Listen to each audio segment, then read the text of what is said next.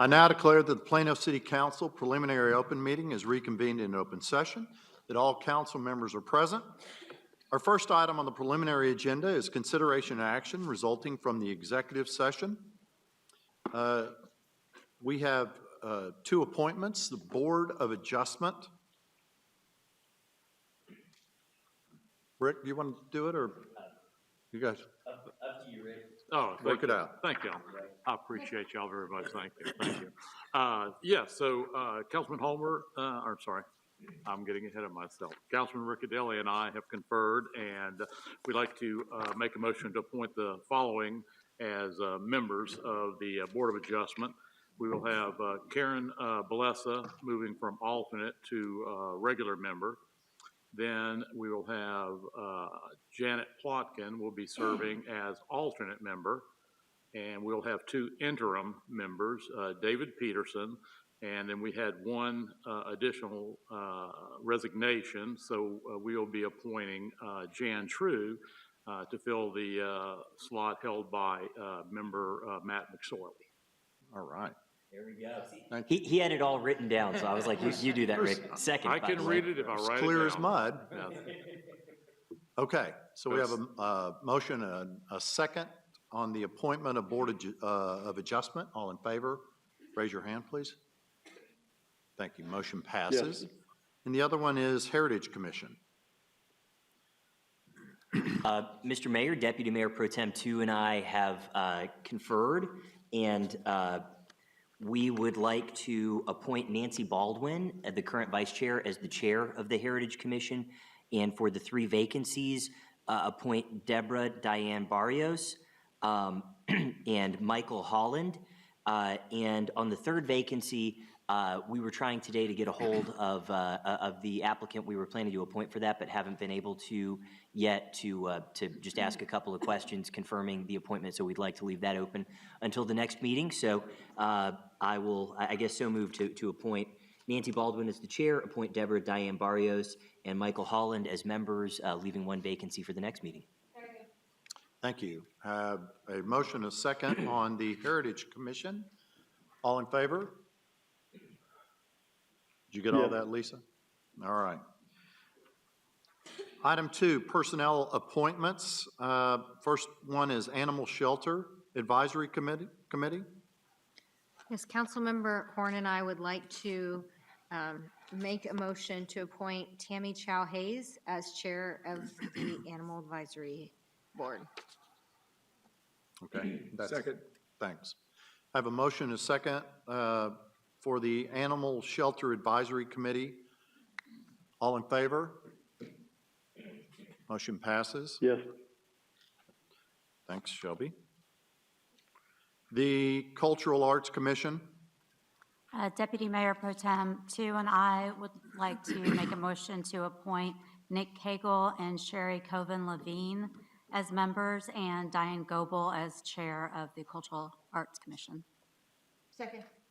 Thank you. I have a motion and a second for the Cultural Arts Commission appointments. All in favor? Thank you. Yes. Thank you. Next item, Plano Housing Authority. We had a resignation, and we have that appointment available, and I will do that on October 23rd. Senior Advisory Board. Thank you, Mayor. Yes, Councilmember Homer and I have discussed this, and for the Senior Advisory Board, I'd make a motion to appoint Sherry Scamardo as chair. Then we have three appointments. The first will be Gloria Marsh. The next will be Faryal Verk. And finally, Sean Yang. Okay. Second. Good. Second. So a motion and a second for the Senior Advisory Board appointments. All in favor? Thank you. Thank you. Motion carries. And the last one is Tax Increment Financing Reinvestment Zone number 4 Board. Mr. Mayor, Deputy Mayor Pro Tem 2 and I have conferred about this. The only issue is reappointment of the chair, and we would like to reappoint Shep Stahl as the chair of the TERS number 4 board, so I will so move. Thank you. I have a motion and a second for the chair of the Tax Increment Financing Board number 4. All in favor? Motion passes. Thank you. Our next item is Housing Tax Credit Process Presentation. Schwartz?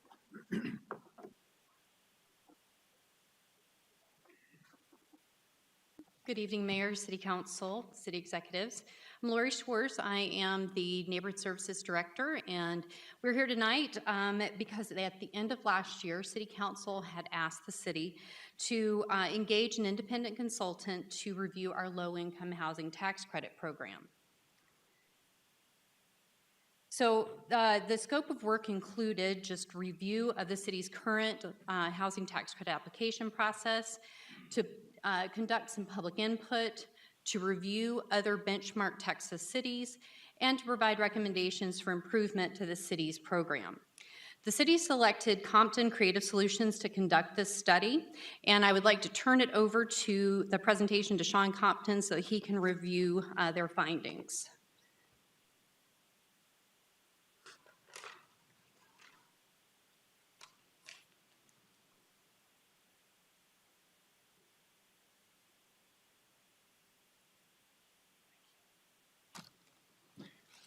Mayor, Deputy Mayor Pro Tem, council members, thank you very much.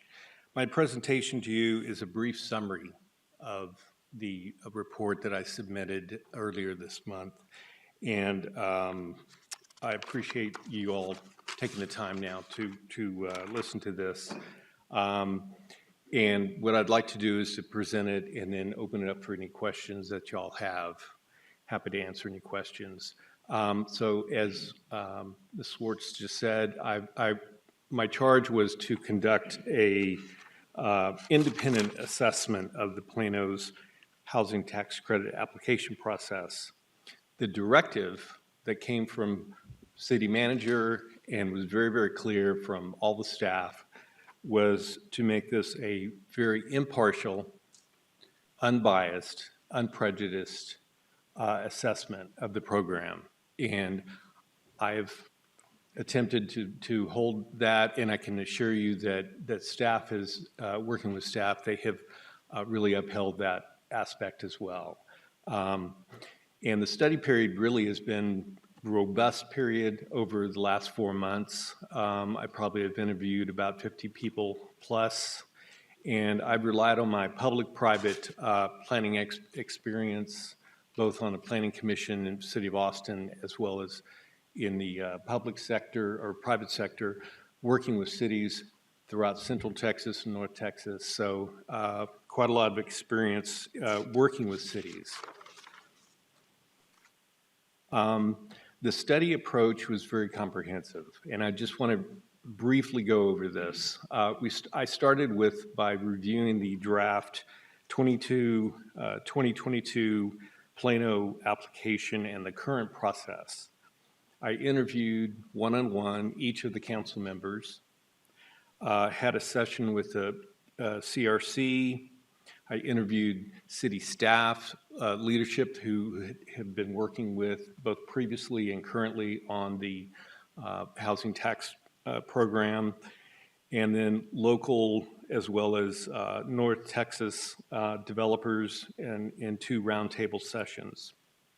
I also conducted a high-level Plano socioeconomic assessment. Being from Austin, I wanted to make sure that I got my, a good basic understanding of the Plano assessment. I then benchmarked the process of 5 cities, and by that, I'll go into that a little bit later, but to use them as best practices of other cities and compare those to the city of Plano for best practices. I then reviewed the TDHCA's standards and had several meetings with the multifamily and HTC tax program to just get clarification and get questions answered. And then I interviewed experienced, well-qualified HTC developers. Following that process, I then prepared my findings, observations, and recommendations report and submitted that earlier this month. So I'd like to start at the high level. The takeaways of the TDHCA's HTA housing tax program. The TDHCA state department administers the program for the U.S. Treasury. The compliance is required with the Department of HUD's Fair Housing Act. TDHCA has very much the primary role in both managing and decision-making of the program. Cities have a limited role. TDHCA sets the QAP, which is a qualified allocation plan, the rules and submittal schedule every year. And every year, I've been to several roundtables at TDHCA. Every year, they tweak the program a little bit. So every year, that means all the cities in Texas have to come back and tweak their applications, tweak their policies. So that's just something that is just going to have to be baked into the process, or acknowledged, I should say. And then the cities must adopt a yearly policy and application to comply with the latest TDHCA QAP rules. I then selected or went through a process of benchmarking cities. And the purpose of this was to benchmark Texas cities that have some applicability to Plano and to identify best practices to consider for Plano's program. And I started with about 12 cities, and I looked at the number of awards that these cities have, urban, stable cities, transparent process to the public, functional and objective HTC applications, quality mapping and tools that the cities provided, an outward-oriented process, website for both the public and developers, and some of these had incentives that I thought would be interesting to consider.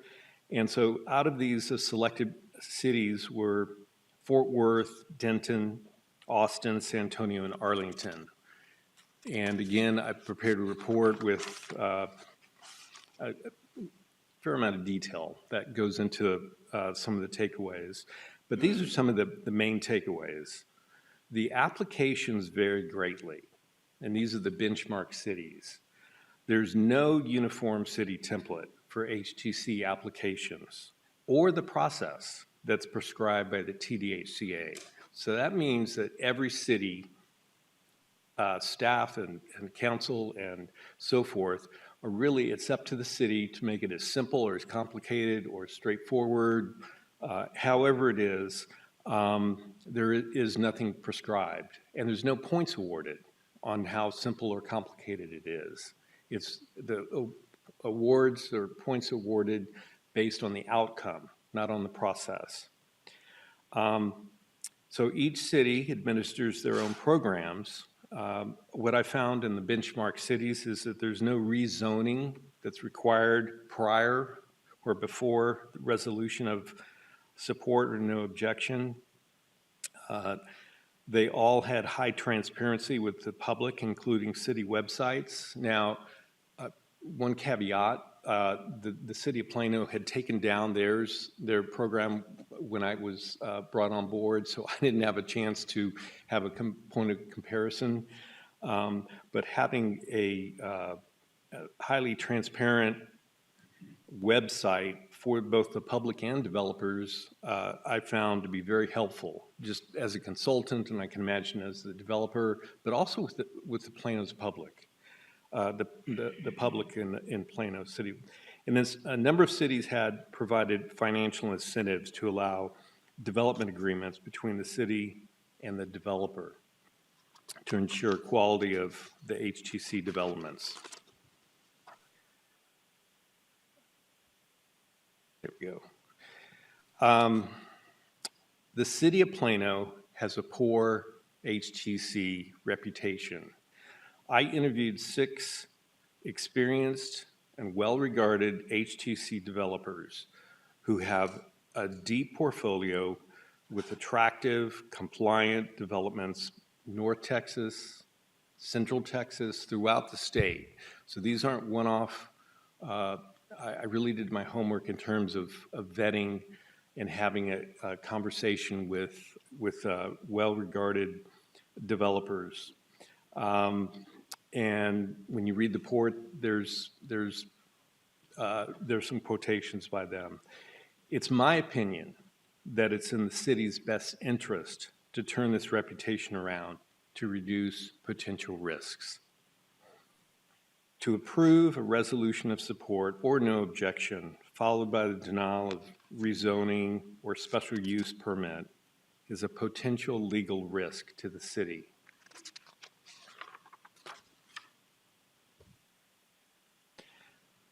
I'm going to now address or pivot why Plano needs, in my opinion, HTC housing.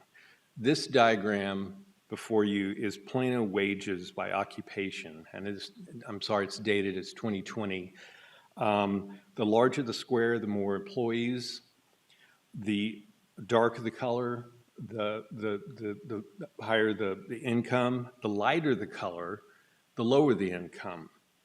So the affordability housing income for a family of 4 in 2020, 60% AMI, is a little less than $52,000.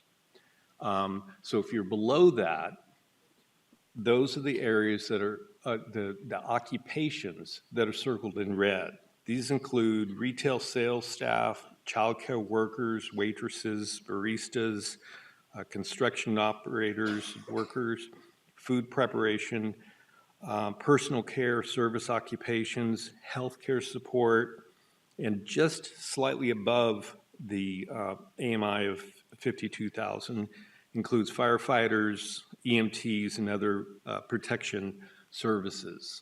So this just wanted to put a face to those folks that are working in Plano that are below the affordability index. That's defined by HUD. This is HUD, Department of HUD data. The next slide is also 2020. This is a graph that shows sliding scale of housing, residential property values. Plano in red, or it looks like magenta, the dark red, and then the gray or the light blue is the US. And as you can see on the graph, Plano's median property value in 2020, it far exceeds, the Plano's market rate housing is very high priced.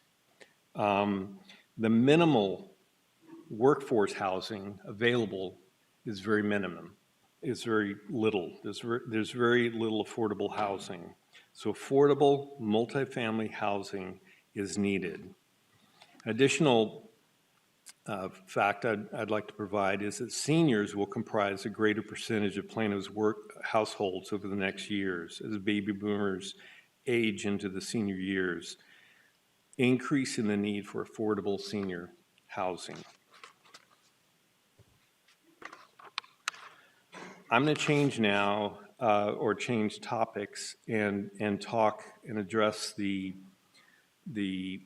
application process. I studied that very closely, and I understand, and it was very apparent to me, and I've been on the Planning Commission. I understand the council's unease with this two-part approving a resolution of support, HTC resolution of support or no objection, followed later by a separate rezoning or change of special use permit. It's understandable why the public comes back and you're put in an awkward position. My recommendation, and my recommendation alone, is to adopt a comprehensive HTC policy that spans the entire public approval process.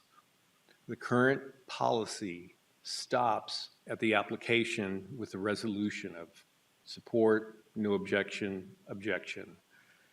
And my recommendation is to look at a policy to give better assurance to both you on the dais as well as developers when they're coming back for rezoning or special permit reuse.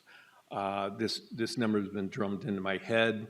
97% of the city of Plano is built out, and understand that. So redevelopment is really the name of the game that for almost all development in the city of Plano. And that also, I believe that the HTC policy should include the ability to negotiate city developer development agreements.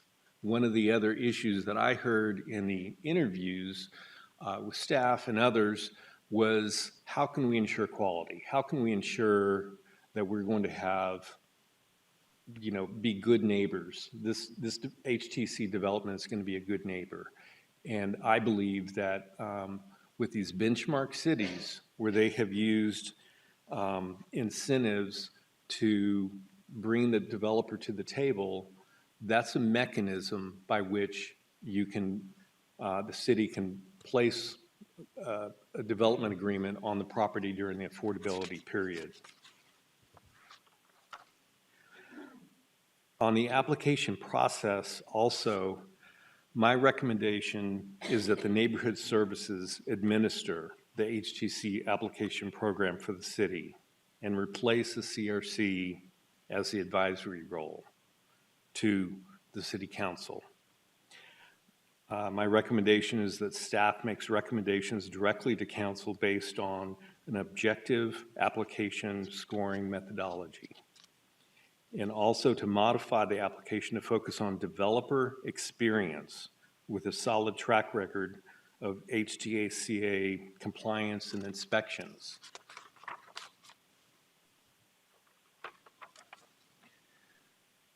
Also to enhance transparency. And again, I really am, I'll just say, in compared to other cities. I looked at a number of cities, and many cities have almost zero information on the HTC program.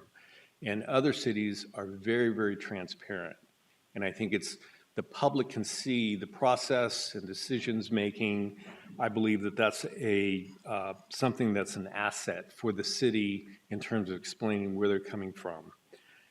It's to monitor the record of existing HTC developments to inform future decisions on developer applications. So the city is making decisions based on the track record of developers' past performance. And to negotiate city developer development agreements to ensure well-maintained, attractive properties in exchange for some type of city financial consideration. And again, I've listed those in my report, a range of those. And then to review, my recommendation is to review the benchmark city application process for potential improvements. And finally, the application form itself. The application, honestly, I should say honestly, but the developers did not have significant issues with the application form. It's more the process and the outcome. The application form, in comparison to the other benchmark cities, having an objective and fair, both fair in scoring and fair in perception, and by eliminating subjective questions, I think is to the benefit of all concerned. So the recommendation, I've redlined or blacklined a copy for what I call the 2024, which is a sort of a comprehensive redlining of that application. I won't go into that detail. To expand the application on the developer experience and past track record. 2023 is a very unique situation. We're now in this. Lori's going to come back and talk to you about that, but there's a very brief time to adopt a policy and an application to issue to developers allow them to do their work in the amount of time. I've also provided a red line copy of my recommendations on what I'll call a modified version to meet the time requirements. And then finally, it's not listed on here, but it's to, I'm sorry, I was one off, is to eliminate the proposed requirement for a letter of community support. Most cities have done away with that. Most cities, it's on the developer to do the outreach, to get the points, and to have so it's to eliminate that requirement for a letter of community support.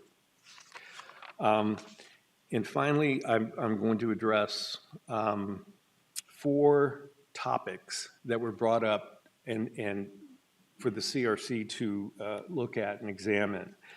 The first is current zoning status, requiring rezoning before offering a resolution of approval or no objection. My recommendation is to have an HTC application resolution of support or no objection. It should be considered first, followed separately by rezoning or a specific use permit change. The application and instructions, secondly, should include a disclaimer that's very, very clear, and several cities have some good model language that in no way is that resolution tied that to a future land use zoning approval. And then third, expanding the policy from addressing only the application to addressing city entitlements, rezoning and the special use permit of an awarded HTC tax credit development. Remember, this is a highly competitive program, so only if it's awarded will be coming back to the city. But a comprehensive policy will provide both the city and developer applicants greater assurance for this process. So that was one question. The second question or topic that was brought up was applicant locality, favoring local developers. TDHCA is very clear on this. They have about 6 points, 6 criteria in which they favor or make their determination in terms of awarding tax credits. And what they prioritize is experienced developer teams for awarding tax credits. So my recommendation is local developers should not be favored, but the priority should be to experienced developer teams.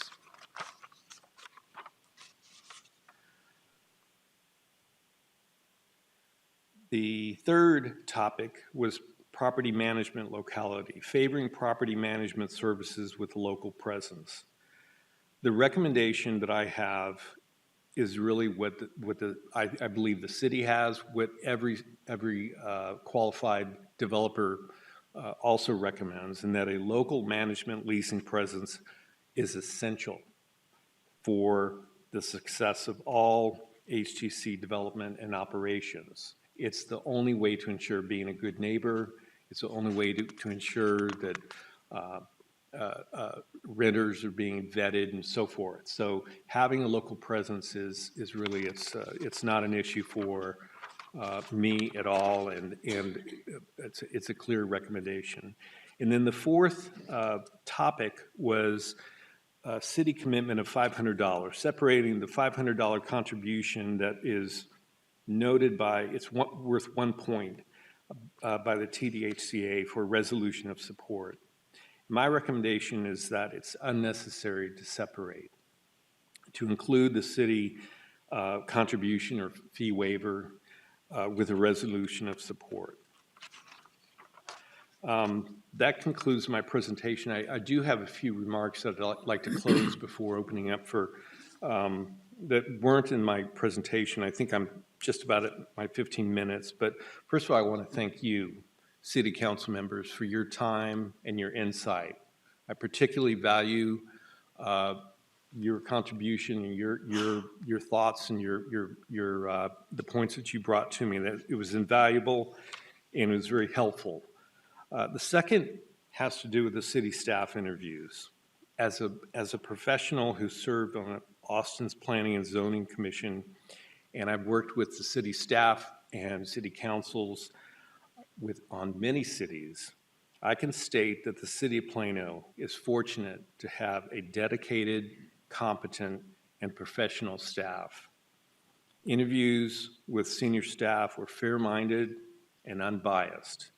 It was repeatedly emphasized by staff to me that staff's role is to implement city council priorities. So in my opinion, the city staff meets the standards of the City of Excellence.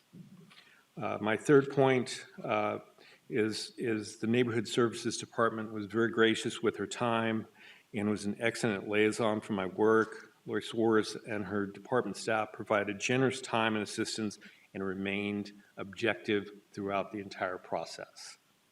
And finally, my findings, my observations, and my recommendations are mine alone.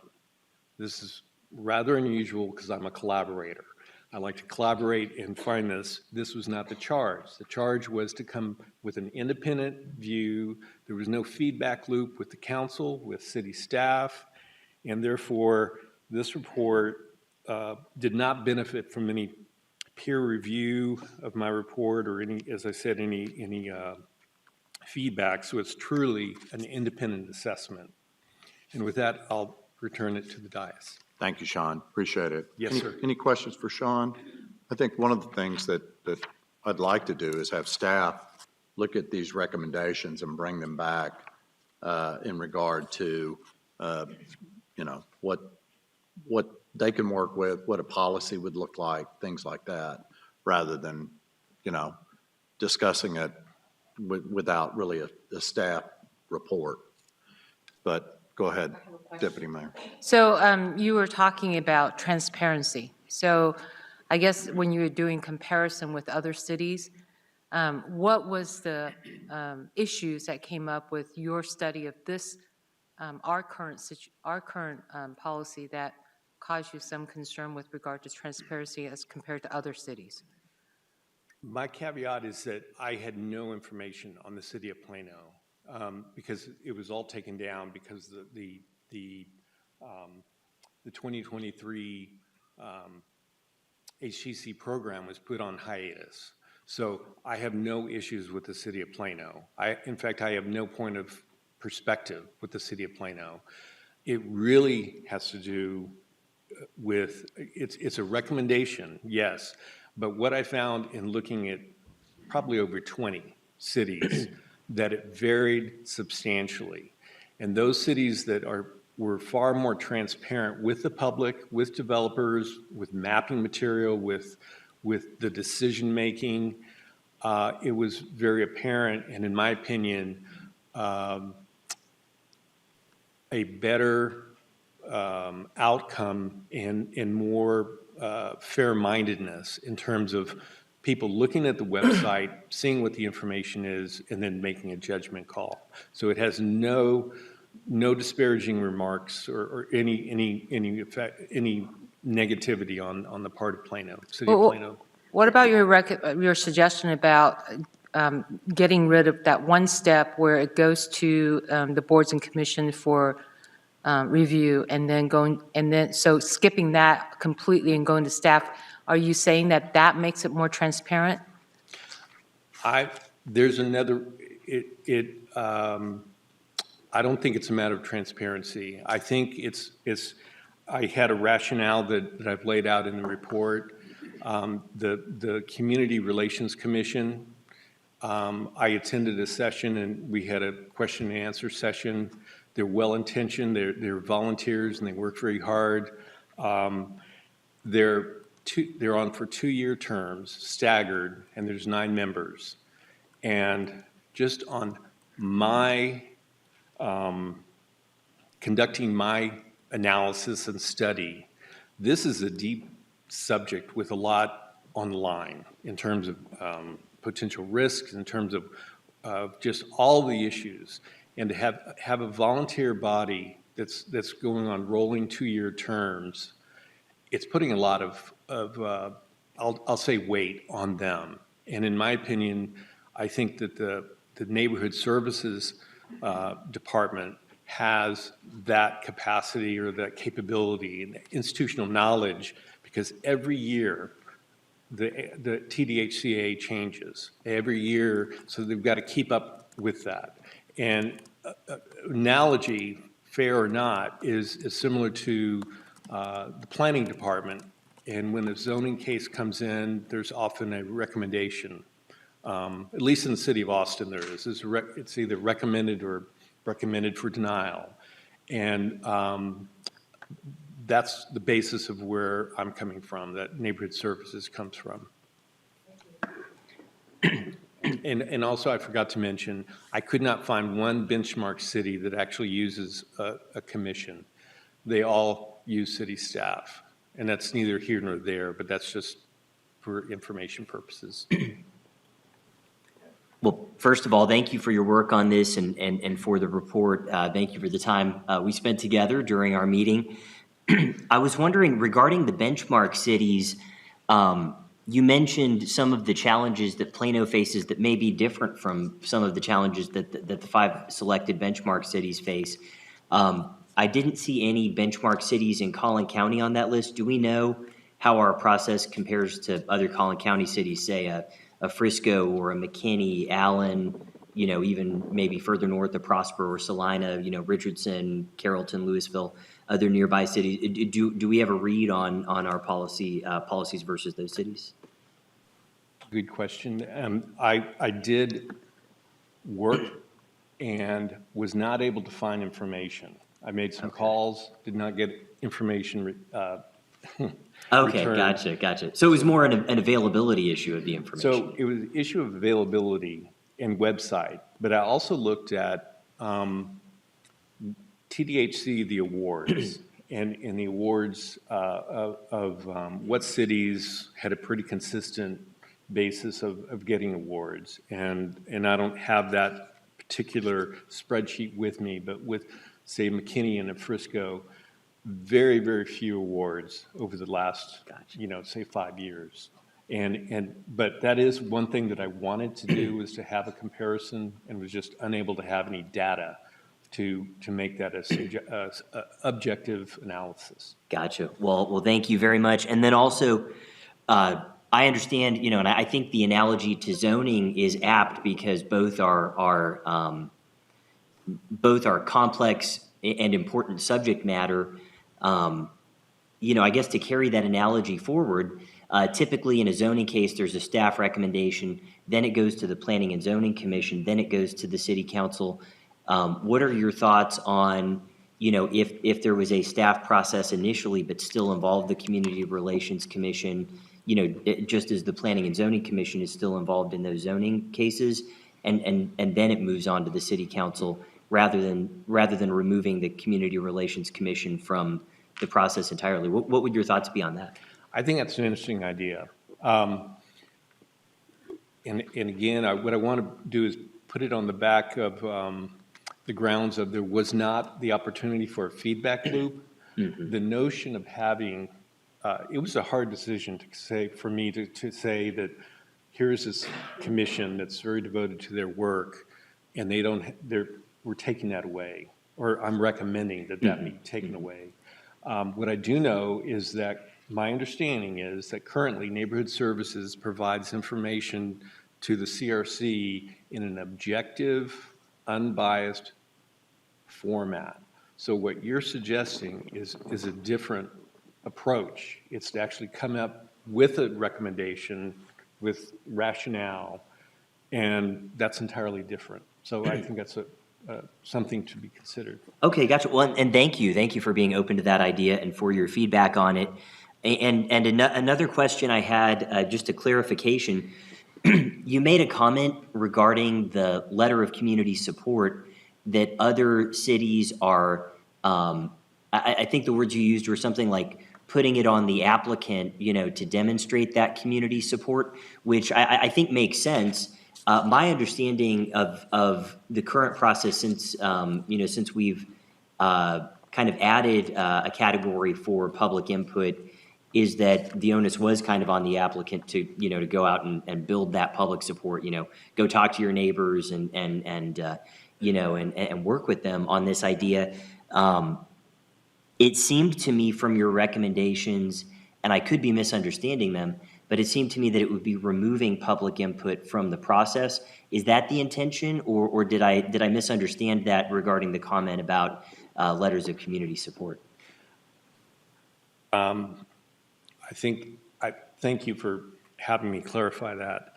There is a local community support scoring, and there's and let me answer your question.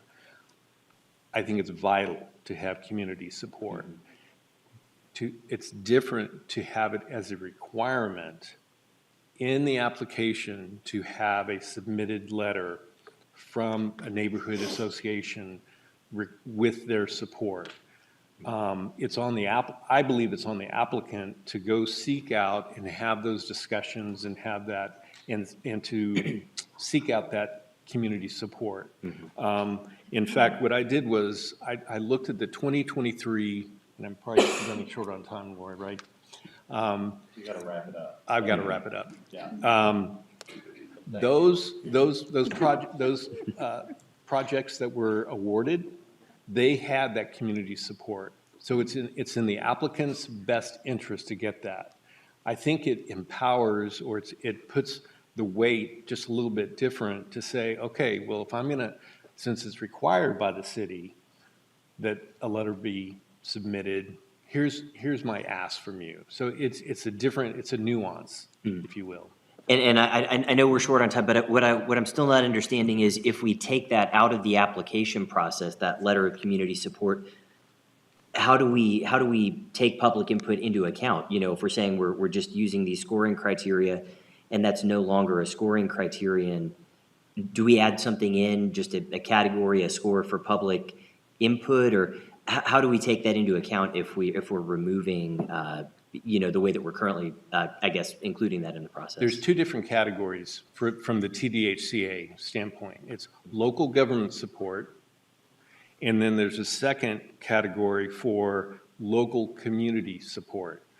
And they're both, there's points awarded, and they've added tiebreakers because points are so close in comparison on awards now that it's in the developer's best interest to gain that support. So they have 1, 2, 3 different sections of the QAP that are not requirements, but are categories for them to seek out community support. So I'm absolutely that there needs to be community engagement. Gotcha. It's necessary, absolutely necessary. Okay, so if I'm understanding, essentially, it would not be part of our community support would not then be part of our local government process. It would be a part of the TDHCA process outside of the local government process, which, correct. Just to be transparent, I would personally have concern about removing community support from our local government process, but I do really appreciate the clarification. I appreciate your answers to all of my questions and all of the hard work you've put into this, so thank you so much. Yes, sir. Thank you very much. You're Appreciate welcome. it. So are we okay with staff to bring back this item with recommendation? Mayor? Yeah. Sorry. I do have a couple of questions. For Sean? Yes. Okay, sorry, Sean. Sorry. Go ahead. Yeah, thank you. A couple of the things that were recommended were issues in previous iterations of our process. The current process that you evaluated was I think the third iteration, the third revision of our process in 4 years. But one of the issues we had was the heavy waiting for experienced developers. And that was a particular issue in 2019, I think it was. And when it was a little bit of a surprise to see you recommending to put an emphasis on the experience of the developers. And I understand that the TDHCA places an emphasis on experience, but can you speak to just how strongly you're advocating emphasizing that? I inferred that it was pretty strong. It is. I believe that the experienced developers that I have spoken to on a number of occasions and interviewed and specifically spoke with, but also looked and visited their sites and communities. There is a difference between housing development number 1 and housing development number 32. And these are well-regarded, experienced developers, I think, have there's a lot of financials that go into it. There's a lot of aspects that go into the before there's an award given by the TDHCA. And I believe that experience is a key, and they, as I said, it's stated on there, something that they value or prioritize. But I also would like to mention that there were 2 roundtables, and those were organized by Neighborhood Services, and there was not one developer from Collin County that attended those developer roundtables. So I'm not sure of the local developer. What I have wanted to do is to have an information exchange, if you will, with the local developer, and that has not occurred. Well, I was speaking specifically about experience, because and that actually is a good segue into my next question. Our former rubric, a few iterations ago, made it almost impossible for anybody but the most experienced developer, whomever the most experienced developer was pitching something, made it almost impossible for anybody else to compete, because they kept piling on points upon points upon points for every development they had under their belt. So whether they were local or not, it was the experienced developer aspect. And I have hesitations, of course, about somebody who's perfectly green coming into this, but the experience by itself, I think, is a small portion of what we're looking at when we consider such a thing for the community. But that leads to the rubric portion of it. We went what felt like round and round trying to find a rubric that was objective and yet was able to capture the nuances of what a project might mean to the city and in that location and under what circumstances. And we were looking at the scoring, and on multiple occasions we concluded that the purely objective scoring rubric was too confining. It didn't allow us to capture the nuances, but we had passed that rubric, so we approved the scoring, and that's one of the things that kept us going in this cycle of trying to revise the process. So I understand proposing an objective rubric from the perspective of leave it to the rubric, not subjectivity, but what's the real reason you're looking at removing any remaining subjectivity? Because it was pretty hard and objective. Being fair. And I think being objective, asking questions in a fair format, I think a subjective question like, will this project be a community asset, is very subjective and has to be evaluated, I'm not sure on what basis. And if it can be, it sounds like we could discuss this further, but I do think that I still believe that I'm in no way disregarding local, but if they're local paired with an experienced, or if they're local and experienced, there's all sorts of opportunities. So it's not a binary decision. And it's not saying someone from Miami should absolutely get the project over someone from Collin County. Okay, thank you.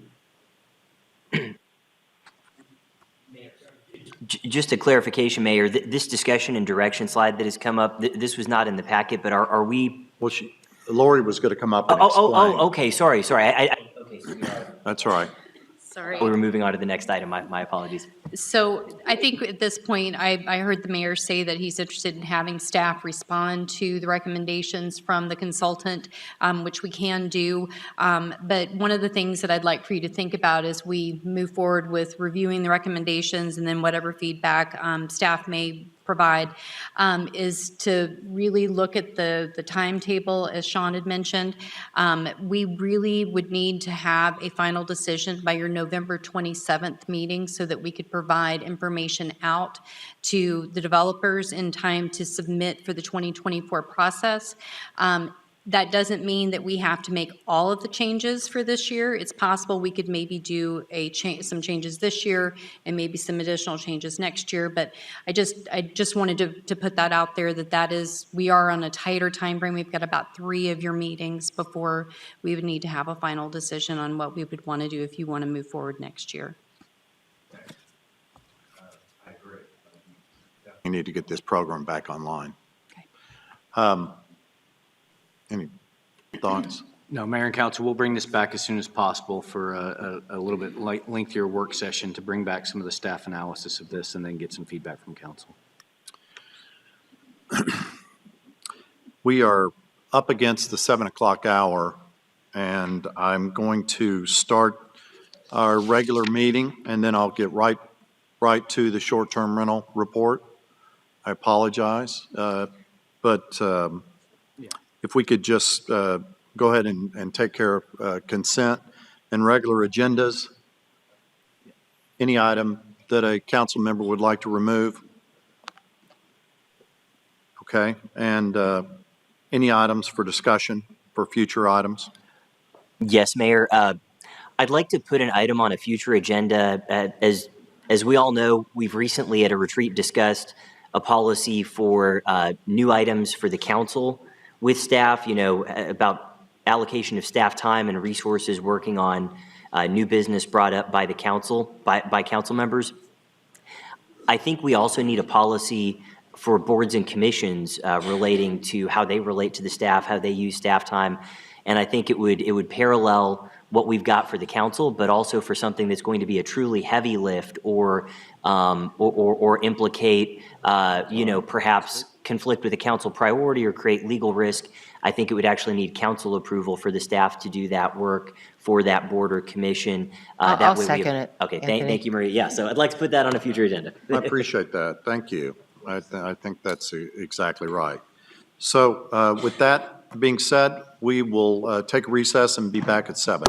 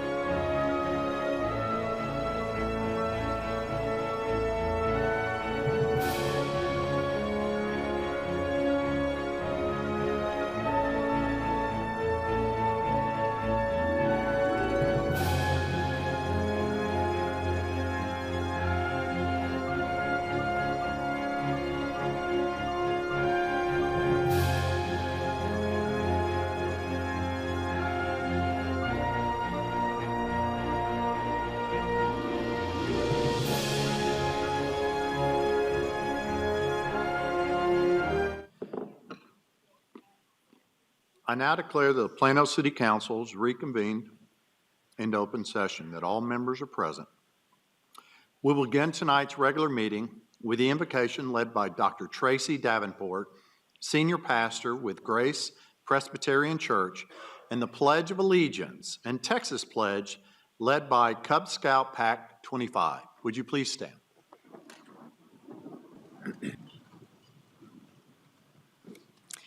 Let us pray.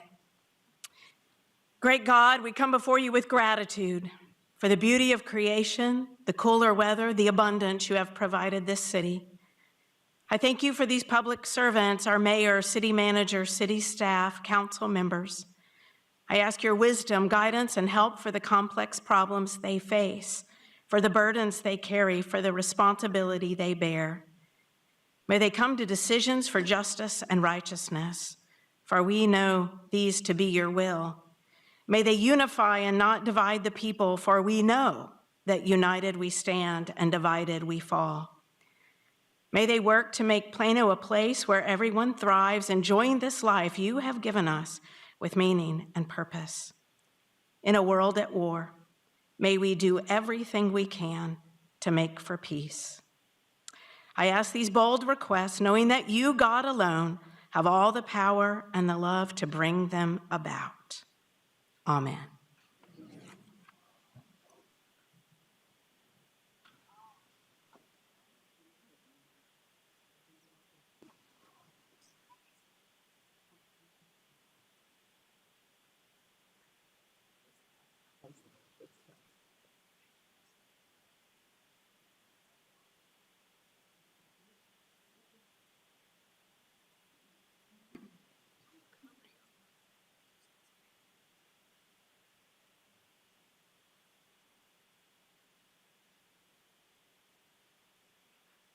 Scout salute. Please join me in the Pledge of Allegiance. I pledge allegiance to the flag of the United States of America and to the republic for which it stands, one nation, under God, indivisible, with liberty and justice for all. Please join me in the Texas Pledge. Honor my Texas flag. I pledge allegiance to thee, Texas, one state, under God, one and indivisible. Thank you. Be seated.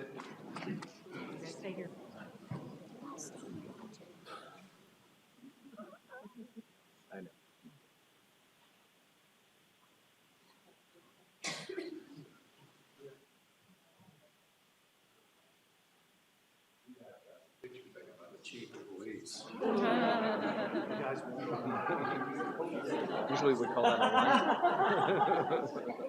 There's one for everybody. If you want red? It's not a lineup. Oh, we're losing blues.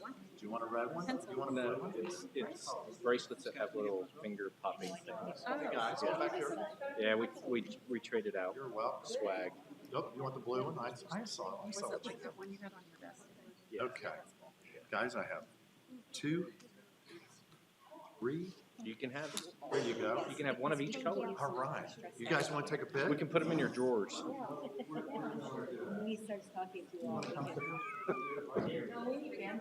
Sure. I'll get in the back. All right. Guys, this is great. Y'all did such a good job.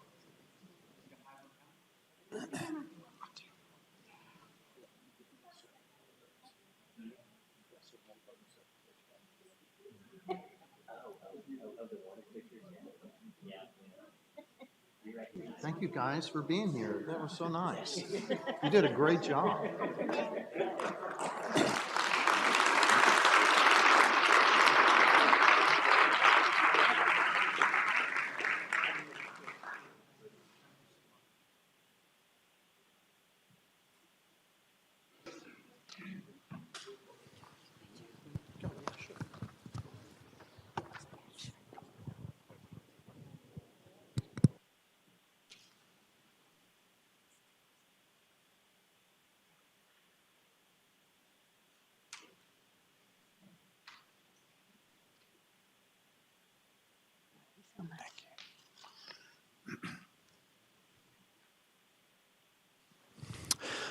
Well, October is Domestic Violence Awareness Month, and we must all work together to eliminate the problem.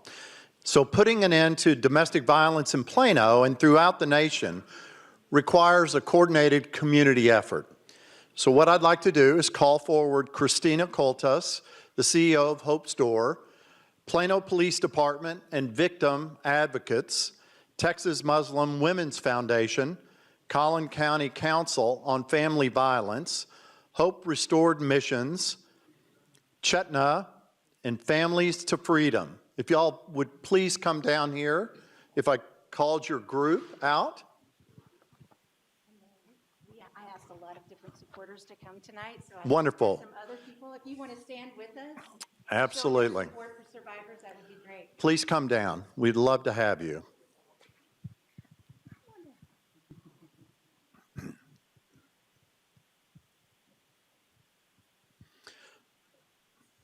Thank you.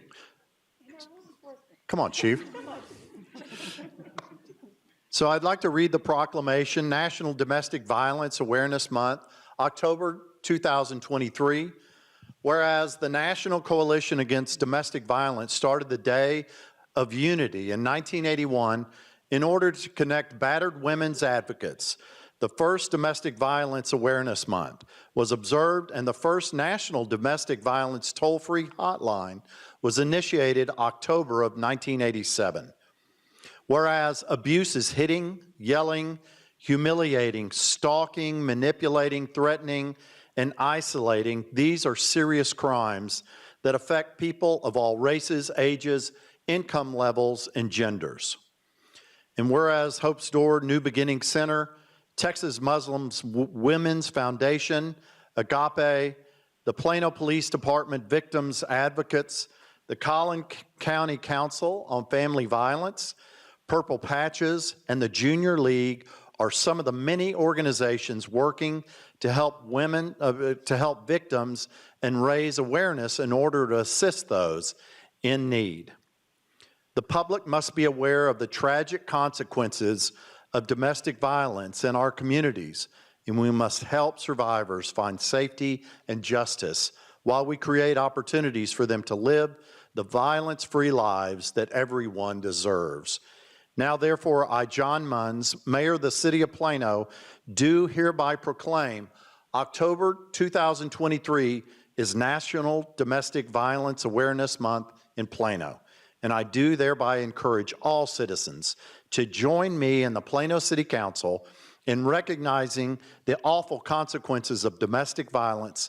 We ask our citizens to join in working toward the elimination of violence against everyone. Thank you so much. Thank you. Thank you, everyone. I just want to take a moment. I stand here with immense gratitude in my heart as we come together to commemorate Domestic Violence Awareness Month. I'd like to express my thanks to the mayor and the city council for your support in proclaiming this month. It seems like a small action, but with a big voice to survivors and victims in our community. In recognizing this special month for survivors and victims, we shine a light on a critical issue that affects far too many in our city. Through this awareness and action, we can hope to come together and continue to bring the change that we've already been doing in this community for so long. So I'd like to also thank those agencies that were mentioned here tonight, the agencies that aren't here tonight, and the many agencies throughout North Texas that serve victims of domestic violence, sexual assault, stalking, human trafficking. It takes all of us to combat the issue of abuse in the home. And we know that when families are not safe, our community is impacted. So thank you so much for being here tonight, my fellow advocates in this cause. Thank you again to the city. And thank you to our first responders who are often the first line of defense in victims' most vulnerable moment. It is one of their most dangerous calls sometimes. And thank you. Thank you. That's it.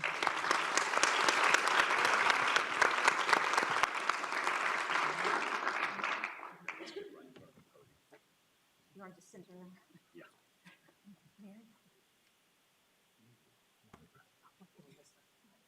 Are we even?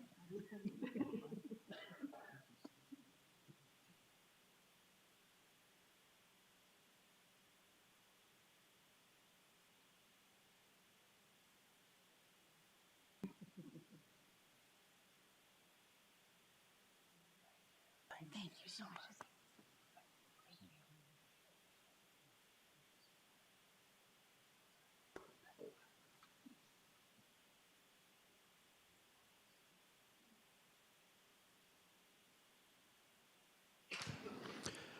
So it's our opportunity to, the oaths of office are being given tonight to citizens who will be serving on the city boards and commissions.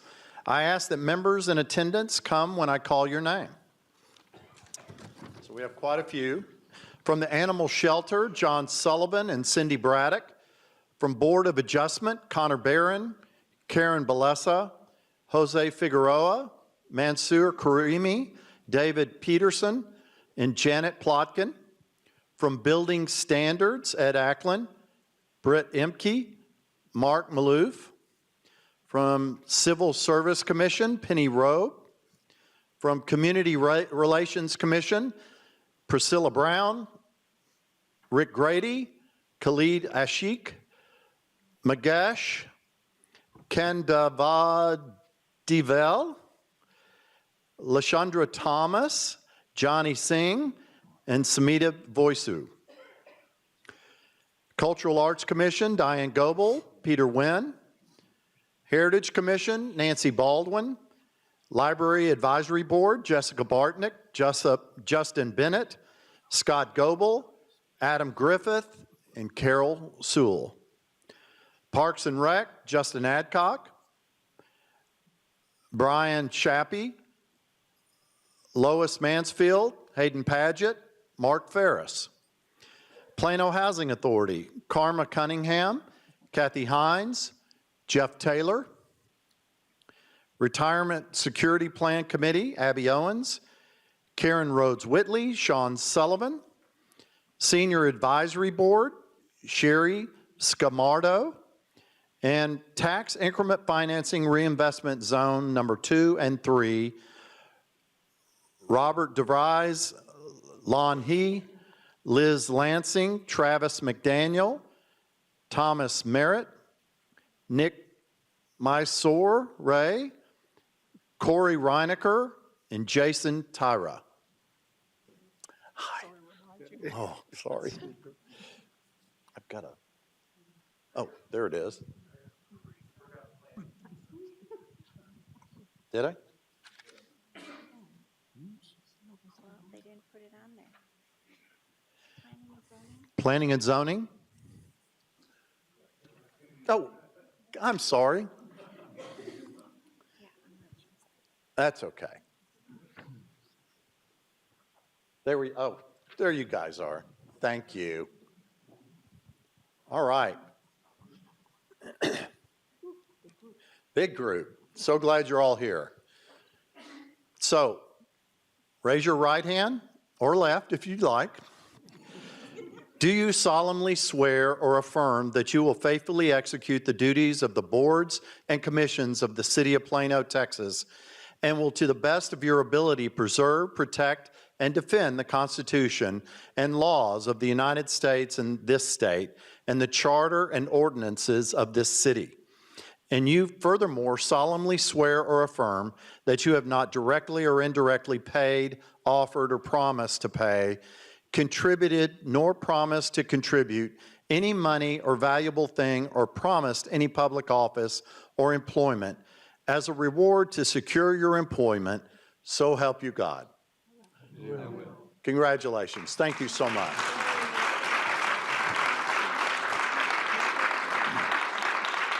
Did you get a pick? Huh? Are we close? Okay, I can do that. No, don't worry, you're good.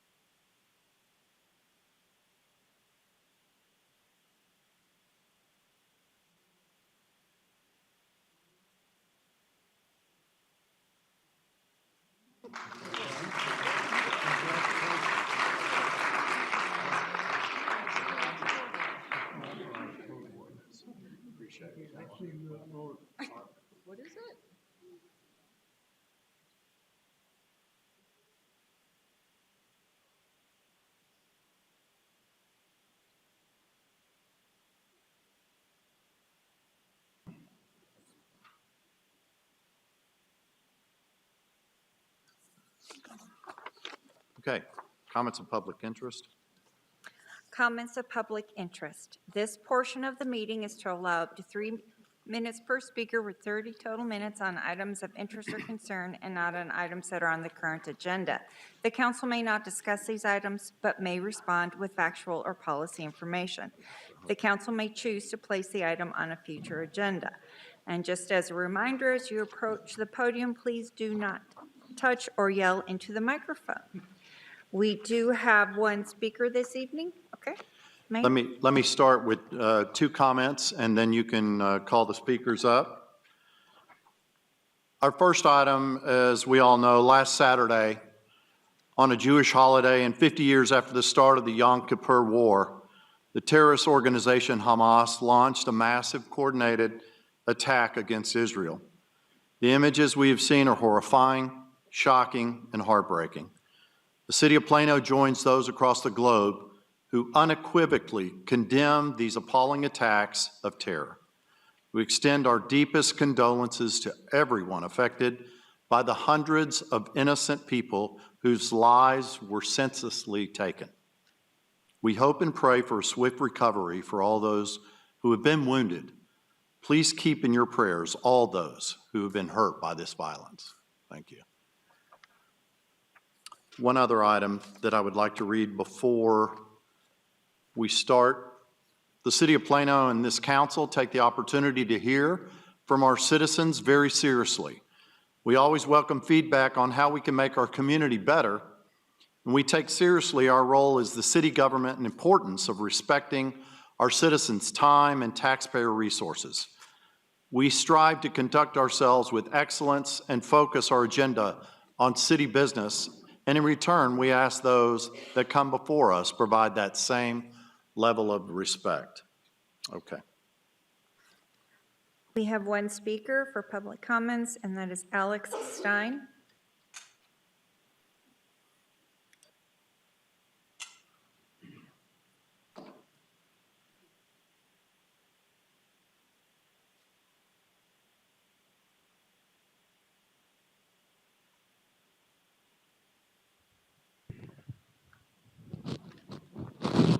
See if I can. Okay, you guys are starting my timer, guys. You guys are trying to mess me up, Plano. All right, well, it's Primetime 99, Pimp on a Blimp. You guys know who I am. I'm here representing Gays for Palestine. My name is Primetime 99 Alex Stein. I'm the president of the Plano Gays for Palestine Facebook group. We're an organization representing the 2SL LGBTQIA plus community that stands with the persecuted Muslims who just want a jihad in peace, all right? So, a lot of people are rushing to judgment against the Palestinians right now because of the stuff they are seeing on TV. I just want to say, a lot of people have misconceptions about Palestine. Mia Khalifa, one of the most popular porn stars in America, who has done a bunch of lesbian scenes, is standing with the Palestinians. And just because they've thrown a few of my allies off of roofs in the past, that doesn't make them bad people. We must look past that because, you know, this is 2024. Palestine is changing. And just because gay people have had to run to Israel for protection in the past doesn't mean anything. We love that their women have very little rights. That's why they have such few traffic accidents. So we agree on more than you think. Palestine is on its way in the gay direction. The tikka masala is so good because they can lock their women in the kitchen all day. Palestine is very misunderstood. And their passionate dedication to Hamas is an inspiration to other gays like myself on keeping that same passion for their lover or partner. And when it comes to switching roles like being a top or bottom, Palestinians are really starting to come around to the gay Hershey Highway because in their culture they have bakabazi boys that often they use as work apprentices and underage sexual partners. If you don't believe me, just Google New York Times bakabazi and you will see that there's lots of gay sex happening in the Middle East. And that maybe through some anal or oral, the Palestinians can disarm their enemy. And maybe all join Grindr and have some wild glory hole action, okay? And seriously, us gays love hummus. So the more Hamas, the better. We just better not run out of naan bread, LOL. And I want to end my speech with a beautiful song I wrote for all the gays of Palestine and the rest of the world. It goes a little bit something like this. Gays for Palestine, but sex on my mind. Let me stick it in. I'll bang you like a friend. The fun will never end. The roof is where I sin. Throw me head first, 10 stories high. Since I'm gay, I guess I'll die. Thank you for your passion. Your booty I will be smashing. Palestine loves the gays. That's why they help with all the AIDS. 20 seconds. Stereotypes are tricky. Palestinians love the dickie. I'll say it one more time. All the gays love Palestine. All the gays love Palestine. All the gays love Palestine.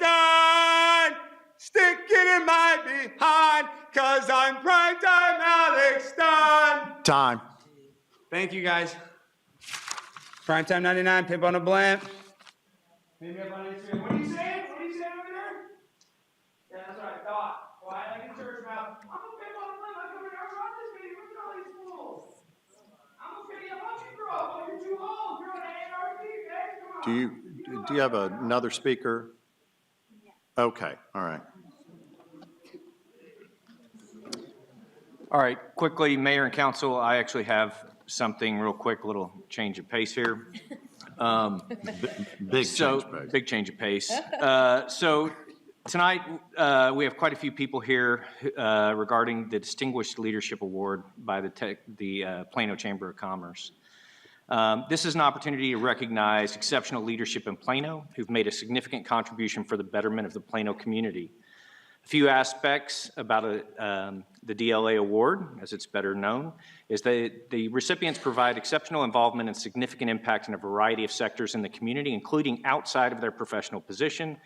They've proven and been recognized in civic leadership roles, evidence of encouragement and mentoring others to become civic leaders, and a long-standing commitment to Plano and the community at large. So I'd like to ask Craig Perry if he'd start coming down. And then I would like to share a little bit about this year's nominee. This person is a graduate of Leadership North Texas Class 4, has served on numerous nonprofit boards and commissions and committees such as Hope's Door, the Collin County Homeless Coalition, and Embrace Texas. She exemplifies a servant leader and is a perfect candidate for the Leadership Plano Distinguished Leadership Award. With that, additionally, she shows up, she serves with humility, she gets things done by being out in front when needed, and by working behind the scenes. She enables people to grow and achieve and be the best that they can be. She leads by examples and motivates others. She develops outstanding leaders through her work and through her service with the community. And when times are hard, she has the ability to look for opportunities rather than simply maintaining a level of service. She has really left a mark on our community, and her tracks extend all over the area. Our community is better because of everything she does. So if all the Distinguished Leadership Award past recipients would please stand real quick.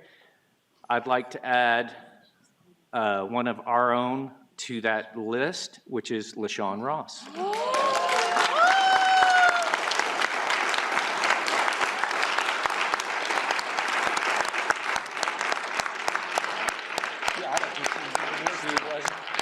I think she was looking at this like.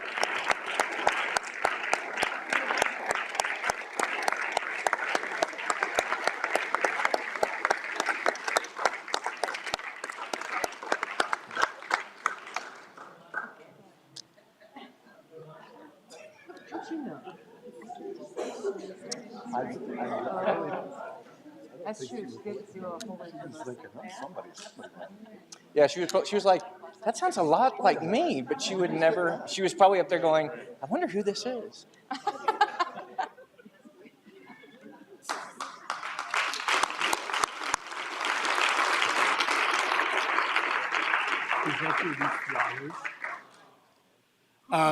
Mayor, council, staff, citizens, this is an exciting night. I was, about a year ago this time, I got surprised. I was at a board meeting at the Hendrick Scholarship Foundation, and this group came in and let me know that I got the DLA for this past year.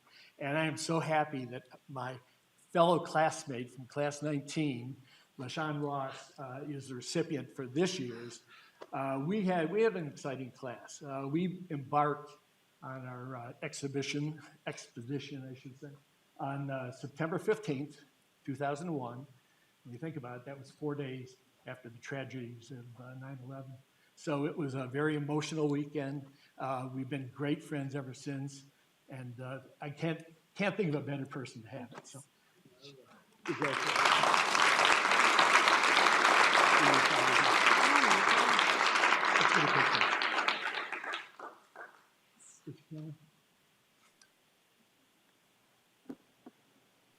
Mayor and council, yes. Mayor and council, there's nobody more deserving in my opinion, but this is the first time I've seen her speechless. So I want this in the minutes. Lisa, please make sure that she's speechless because this does not happen. But congratulations, LaShawn. Thank you for all your service to the Plano community. Thank you.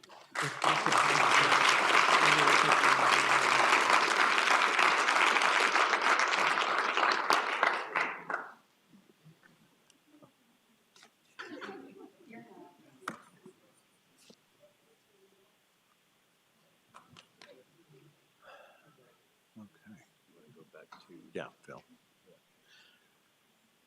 Okay. I apologize for our preliminary open going longer. So I'd like to go back to the short-term rental study phase 1 report and hear about that.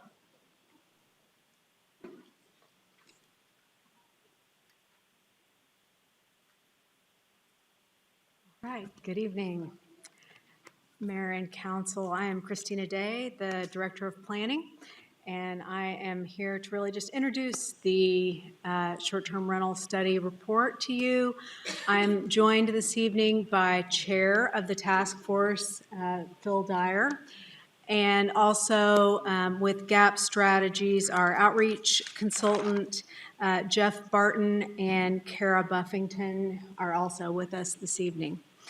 So just for a brief reminder of where we are and what we're doing for anyone that may be new to this process, Council initiated this really back in November of 22. We've had some regular updates over time. We initiated some interim measures that were directed. We had a joint meeting with the Planning and Zoning Commission and City Council. We've been collecting data and results. We're in this outreach and data collection process where we've been working with a task force to develop solutions. And then our final step will be to develop permanent measures is the end goal. So again, phase 1 is where we are today. We've hired Deckard Technologies as the third-party provider of data and presented some of that. We also have this contract with GAP Strategies. We've done a survey, open house. I know Jeff's going to talk more about this, so I won't belabor this, but we've really been focused on defining the issue to date. And with that, I will turn it over to the chair of the task force, Phil Dyer, for any comments that he would like to share with you this evening.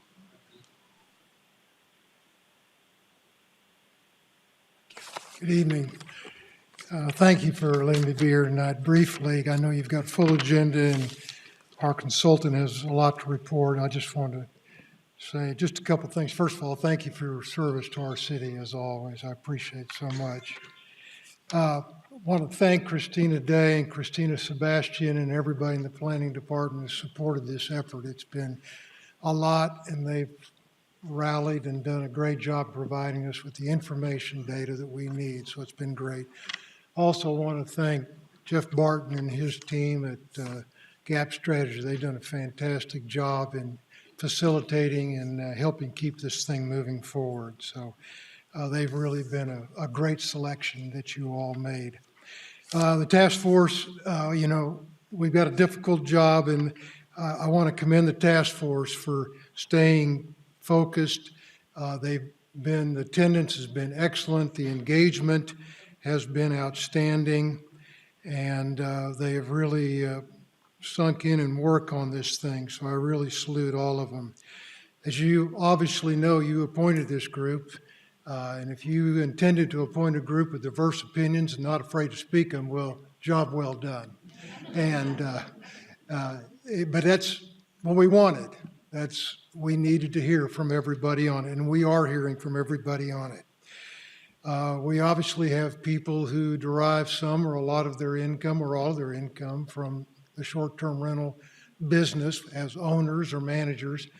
And we also have private citizens who have had significantly negative personal interaction with a short-term rental in their neighborhood that's impacted their quality of life. So as you can well imagine, getting those two different viewpoints to come together on very many things is very difficult. Again, not a surprise. Again, part of the process of including everybody in it. We've had some difficult moments, but there have been no personal attacks, no insults. There has been courtesy shown throughout the process, even when somebody's saying something that you disagree with 100%. So I salute the task force for that. We're going to hear some about the open house and the virtual open house that was really well attended. We heard from thousands of citizens, so it was really a productive session. Obviously, there have been some tough times, and there are more tough times as we get further into this process. We've been in the data collection process right now, getting input, and now the next step is to start talking about recommendations, and that's going to be a very emotional thing for people who are passionate about this subject. And we understood that coming in. That's not a surprise either. So overall, I'm not surprised. I'm pleased with the engagement of the task force. People are doing their job, and I think we're on track. And so with that, I'm going to step aside and ask Jeff Barton from GAP Strategies to come down and make his presentation, which I think will include a lot of information, be very valuable to everybody. So thank you. If you have any questions, I'll answer them quickly. Otherwise, I'm going to turn it over to Jeff. Oh, good. He's here. I'm gone. Thank you. Well, thank you, Chairman Dyer. It's been a pleasure to work with him, as you all probably know better than I do. So again, Jeff Barton with GAP Strategies, your project manager on this project. I'm here with my business partner, Kara Buffington. Her father-in-law worked for you all long ago for the city. And we've been leading a team working with your staff on this project. So I want to walk you through just a few things tonight to give you an update on where we are and to share some information about the study, the task force, to remind you what's gone on with outreach, and then really to present the preliminary findings, or really just the findings of the task force at the end of phase one. So as you heard, this kicked off back in the spring with some initial work, followed up quickly by a community survey. And then you all appointed the Citizen Task Force, which has now had several meetings, as well as a public open house. We will be moving on now, after this report, into phase two as we begin to talk about where these findings might lead us and what some potential solutions might be. We'll be talking more about that in just a moment. Graphically, to give you an idea of this timeline, you can see here where we are. We have another meeting coming up, scheduled for November.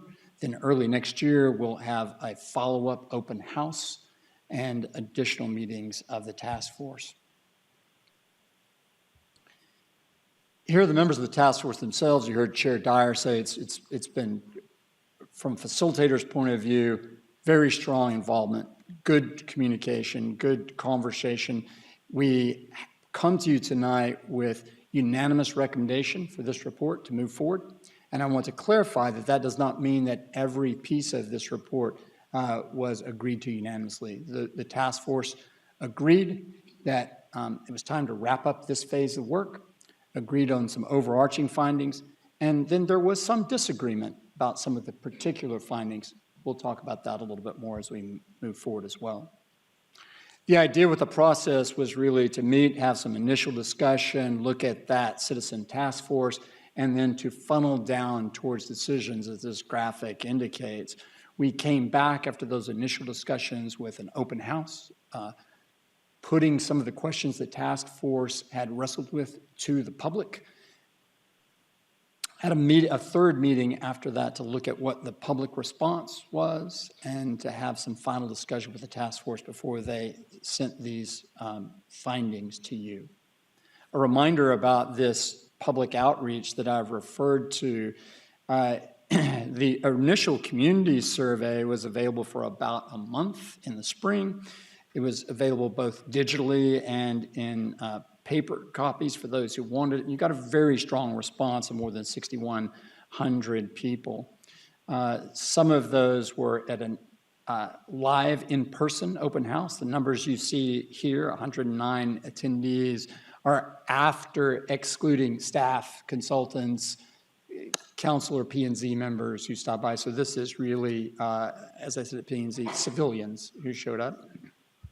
And then even more response to the online open house. More than 1,900 citizens participated, and that's on top of your earlier citizen survey with 6,000. So very strong community input. I want to remind us all, this is not a random sample scientific survey. This is an opt-in survey. People chose to participate. So there's a lot of debate out in the polling and survey world right now about which is better, since people don't answer their phones much. But I just caution you that we're not presenting it as a precise measurement of public opinion, but as a very strong indicator.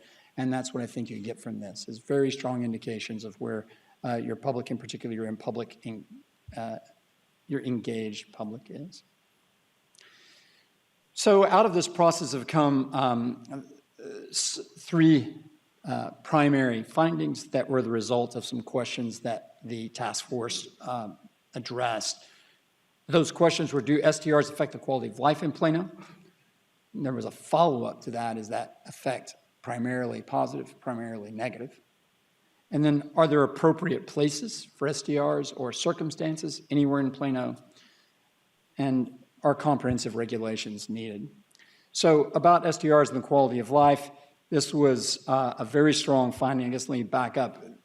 The first finding, is that STRs do affect quality of life, and then this effect is mostly negative.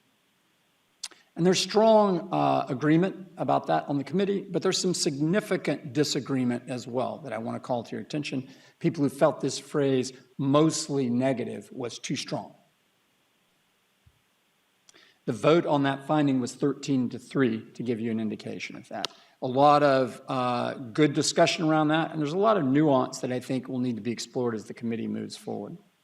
Finding number 2, there could be appropriate places in Plano under certain circumstances. And that was a unanimous finding of the task force. So I think the task force members were careful not to put any qualifications on that yet. What those circumstances might be, is that in a certain part of the city? Is that under zoning, under regulation? There was just simply a willingness to move into the next phase, looking at the potential for appropriate places, uses, or circumstances for short-term rentals. And then finally, unanimous also was that the city should develop comprehensive permanent regulations to govern STRs in Plano. And we saw very strong support on the committee for this among people on all sides of this question. People who've been disturbed in neighborhoods, but also people who operate STRs or have been involved in renting STRs, that there's a real need and use for regulations and even registration of short-term rentals here in Plano. There were some critical issues that flow from these findings that I want to bring to you briefly, because they begin to get some of the substance out here.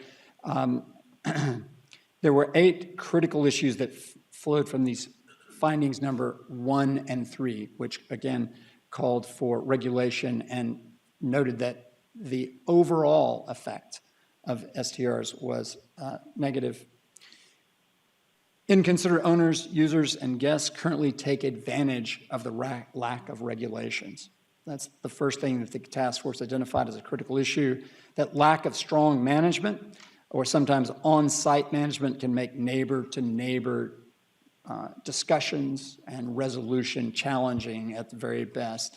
That the effect on neighborhood character can be substantial, including unknown people coming in and out of neighborhoods and frequent vacancies that cause turnover and get people that maybe existing neighbors don't recognize or might be concerned about. That unsafe conditions and overcrowding the property, obnoxious uses such as late night parties, that sort of thing, some of the things that you all have heard about here in your meetings really contribute to the issue. That incidences of unsafe use of firearms and the use of properties for illegal activities, though relatively rare, and we did find in the data that this is very rare, and your police department has addressed those, but those kinds of incidences have really contributed to broader concerns and fears for neighborhood safety and character, contribute to a perception of fear or lack of safety. And then finally, that a lack of a registration program currently limits enforcement. Community fabric, I said finally, there are a couple others that we worked through. Community fabric is a core value for the city of Plano, and that there is broad concern, not unanimity, but concern across the task force, across a majority of the task force at least, that STRs in single-family neighborhoods are difficult to reconcile with this value of community fabric. Difficult to reconcile.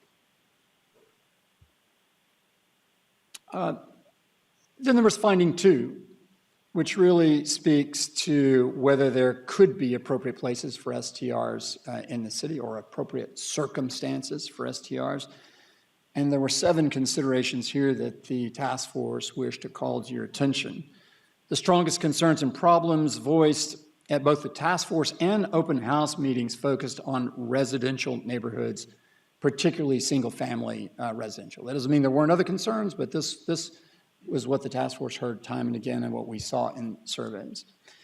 A small number of STRs appear to be responsible for a disproportionate number of complaints, and this seems to be borne out, especially in the data from your staff and your police department, that really a very small number contribute a very high number of complaints.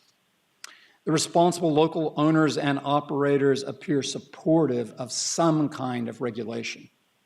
I think there will be some varying viewpoints on what that regulation should be, but you have a lot of responsible owners who feel like they're getting a bad name from maybe a few irresponsible owners and support this being addressed in some way.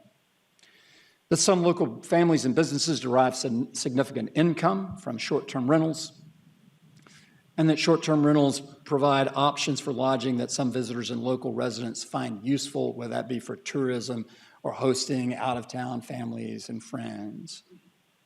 That STRs generate local hot tax revenues. For people who don't know, that's essentially hotel tax revenues, though there's a qualifier here that net economic effects of STRs are debatable and hard to reflect precisely. There are certainly some people that feel like there are negative economic effects either on the school district or on the city. And then some Plano residents see regulations, especially banned without exception, as infringements on property rights and personal liberty. So again, these are the findings that the really support and the considerations that flow out of that finding number 2. The next steps I referred earlier to meetings coming up. We'll be back on November 15th. There is an open house scheduled on the 7th of February, and then some additional meetings from the task force in there with a plan to report back in March to P&Z and council, giving you all time to address this issue before the interim ban begins to expire. The last thing I want to emphasize is that, the task force in this phase 2 is charged, as we understand it and as we've discussed with the task force, with really helping come up with broad guidelines, give direction to staff, and we'll be relying on your planning staff, legal staff, and experts to really craft any detailed recommendations and ordinances back to the council and the city. With that, I'd be glad to answer any questions you have. I have 4 speakers. Would you like to hear from them first? Let's go ahead and hear from them, and if we have some questions, we'll have you come back. Fine. Thank you. The first speaker is Tatiana Ramirez. Good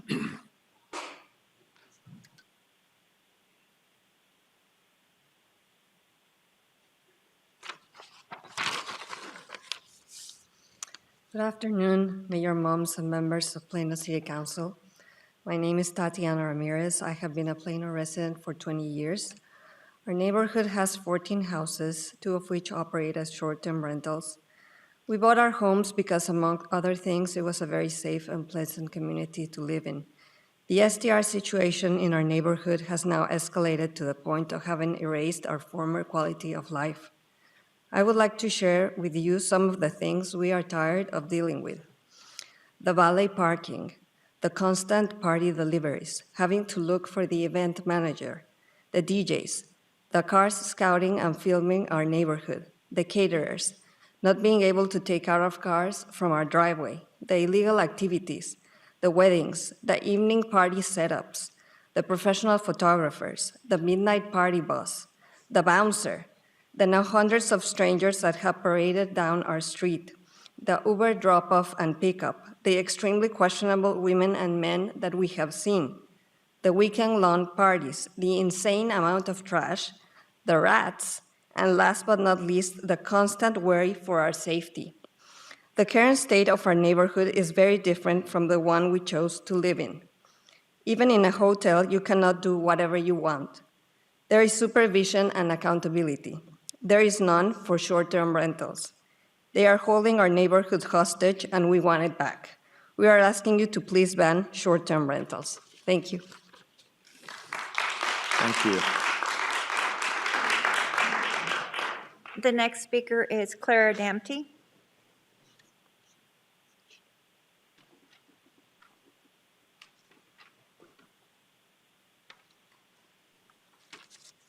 Good evening, council members and mayor. My name is Clara Damty, and I have been a resident of Plano for the past 13 years. I'm a mother of 3 children, and I'm a part of the task force. Originally, I'm from Israel. These are not easy days for me and my family, and yet it was important for me to be here tonight to represent the concerns of homeowners. Short-term rentals are much more than just vacation houses. They provide temporary housing solutions for individuals in various circumstances. I firmly believe that there is a way for STR owners and Plano residents to coexist harmoniously. One potential solution is to appoint management companies for STRs that rent out entire properties rather than just rooms, and where the property owner is not present during the rental period. This change could address 99% of the issues raised by residents, including noise concerns, background checks, and more. Implementing such measures would empower the city to exert better control over the situation.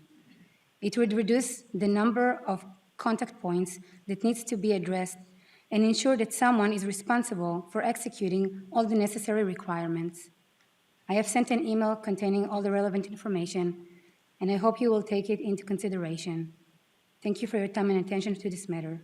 I also want to say thank you so much for the kind words at the beginning about my homeland. I greatly appreciate it. Thanks. Thank you.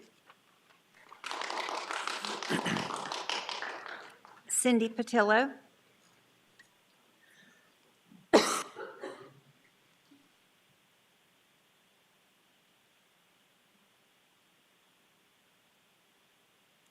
Good evening. My name is Cindy Patillo, and I represent the Plano, Texas Neighborhood Coalition. As most of you know, in the spring of 2022, Bill France began speaking to the City Council about short-term rentals and their impact on our city. The result is that a group of concerned citizens formed the Plano chapter of the Texas Neighborhood Coalition, an organization dedicated to addressing the issue of short-term rentals in communities across the state. Our organization, the Plano chapter, wants to ensure that Plano remains a city of excellence, that our neighbors and small businesses thrive, that our schools remain highly ranked, and that our quality of life is preserved. To that end, as we've shared with this council on numerous occasions, our goal is to eliminate short-term rentals in single-family residential neighborhoods and to regulate them wherever they are allowed to operate. We have not advocated for a complete ban on short-term rentals across the city. And should you hear that from anyone outside of our organization, I would suggest that they are mistaken. As we've reached this significant milestone in the task force's efforts, we would like to again express our appreciation to the task force members, to the former mayor, Mr. Dyer, who's the chair, to Christina Day, Lori Schwartz, and their staffs, to Michelle DeAndrea, to the Planning and Zoning Committee, to the City Council, all of whom are working so diligently on this issue. I personally have attended the task force meetings as an observer and have identified a minimum of 3 or possibly 4 of 19 members, roughly 15 to 20% of the total, who consistently express pro-STR sentiments. This aligns well with the results of the short-term rental survey, where 18% of respondents indicated they would feel moderately comfortable or very comfortable having an STR on their block, while 74% indicated the opposite. Separately, we know that a very small percentage of Plano households are short-term rentals. Taken together, it's clear that those who are pro-STR have a significant voice in the conversation. The Plano, Texas Neighborhood Coalition understands that forming a task force where there are strong opinions on both sides of an issue can be challenging. We commend the city for putting together a task force that allows multiple voices and perspectives to be heard. Thank you. Greg Patillo.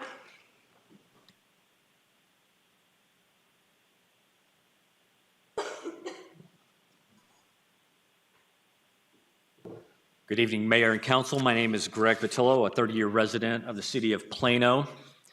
I too want to applaud you for your efforts in both completing a survey and forming a task force. I think it's very important that we gather data, and I think you've always been behind that aspect. And so one of the things I wanted to do tonight is actually point out that some of the data is very important to the data that you are discussing, specifically with calls for service, and specifically one of the findings that just came out that Jeff presented. First of all, I think it's very important to recognize what actually creates a call for service. And if you look at question 10, and this is a filtered version, Gap Strategies created a filtered version because question 9 was, have you experienced a problem? And then there were some people who didn't experience a problem, answered question 10. This is the filtered down, excluding those results. So what you're looking at is 39% said they did nothing. 18% said they contacted the host, owner. 16% contacted law enforcement. 14, neighborhood group. 10, STR listing platform. 9, property manager. 8, city officials. 6% city staff. 7% other. And I don't know what that is, but maybe prayers involved somehow. So I think the thing to recognize is that calls for service come from the Plano Police Department. And if you're looking at 16% of response that says they've actually contacted, then I think it's fair to suggest that Plano PD does not have, or it has limited insight to the actual problems that citizens are facing with it. Similarly, I think that sort of precludes the finding that it's really only a small group of short-term rentals, because that data comes from the calls for service that Plano PD does. I think you have done a great job because this gives you the data that you need to defend when someone attacks you on the calls for service. Because it says, even though, as we have tried to get people to do this, the chief actually mentioned at one point the numbers jumped slightly and started to go from there.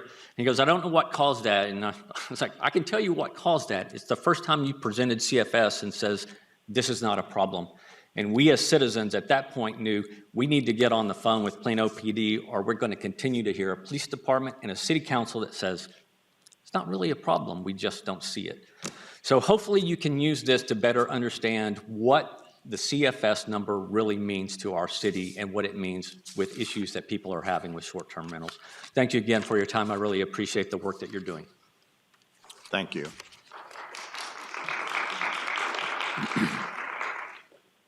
Thanks again for the report. Any questions for Jeff?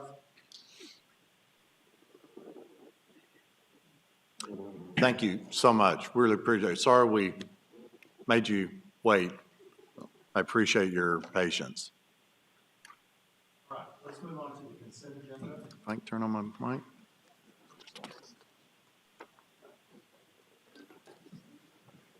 The consent agenda. The consent agenda will be acted upon in one motion and contains items which are routine and typically non-controversial. Items may be removed from this agenda for individual discussion by a council member, the city manager, or any citizen. The presiding officer will establish time limits based upon the number of speaker requests. Motion to approve. Second. It's too late. I have a motion and a second to approve the consent agenda. Please vote. How do you vote, Shelby? Yes. Thank you. Motion passes 8-0. Public hearing items. Applicants are limited to 15 minutes presentation time with a 5-minute rebuttal if needed. Remaining speakers are limited to 30 total minutes of testimony time with 3 minutes assigned per speaker. The presiding officer may amend these times as deemed necessary. Non-public hearing items. The presiding officer will permit public comment for items on the agenda and not posted for a public hearing. The presiding officer will establish time limits based upon the number of speaker requests, the length of the agenda, and to ensure meeting efficiency, and may include a cumulative time limit. Speakers will be called in the order the cards were received until the cumulative time is exhausted. Item number 1, public hearing and consideration of an ordinance as requested in zoning case 2023-13 to amend the comprehensive zoning ordinance of the city, ordinance number 2015-5-2, as heretofore amended. Rezoning 7.9 acres of land located at the southeast corner of Municipal Avenue and 13th Street in the city of Plano, Collin County, Texas, from Light Industrial 1 to Plan Development 63 Downtown Business Government, modifying development standards, directing a change accordingly in the official zoning map of the city, and providing a penalty clause, a repealer clause, a savings clause, a severability clause, a publication clause, and an effective date. All right, hello again. Zoning case number 13 is a request to rezone property from its current zoning of light industrial 1 to a planned development district, number 63, to with a downtown business government based zoning. So with that, we have a map of the existing property. It is at Municipal or L Avenue and 13th Street at the southeast corner of that intersection, and you can see the notice boundaries, both 200 feet and 500 feet on the map shown, and the surrounding zoning. It is also adjacent to the DART rail line with the Silver Line station being constructed to the west, the southwest of the property. You perhaps can see that better on the aerial photograph. This is the property as it appears today, or maybe not exactly today, but in the recent time frame when this photograph was taken. It's indicated by the yellow boundary is the property boundary. So you can see the vicinity of the property. It has a substantial amount of storage on the property and a kind of landscaping and supply business with various rental spaces on the property today. So the proposal, this is a concept plan that shows you the various uses that are being proposed under the downtown business government zoning. You can see there is a proposal for a modified version of multifamily units on the western portion of the property and a outdoor commercial amusement use on the eastern portion of the property labeled Lot 2.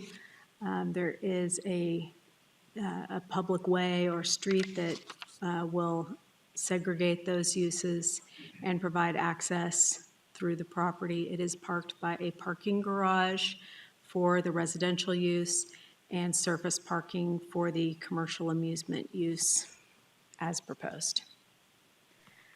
This is the applicant's much fancier version of the site plan or the concept compared to the technical document that you saw previously, and perhaps gives you a better idea of their proposal.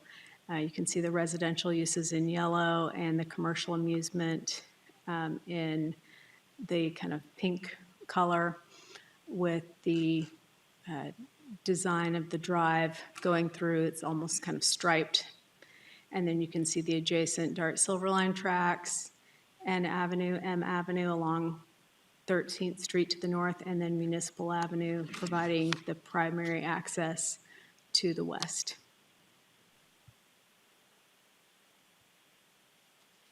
So what does the comprehensive plan have to say about this area? It is kind of at the southern edge of the downtown corridor land use category in this area, and is fairly consistent with that future land use category.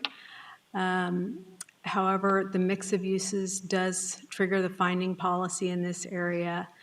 The Planning and Zoning Commission did find it consistent with this per their vote, and they did each complete a findings form. You'll see it's consistent with the other 4 maps of the plan: redevelopment of regional transportation policy, transit-oriented development policy.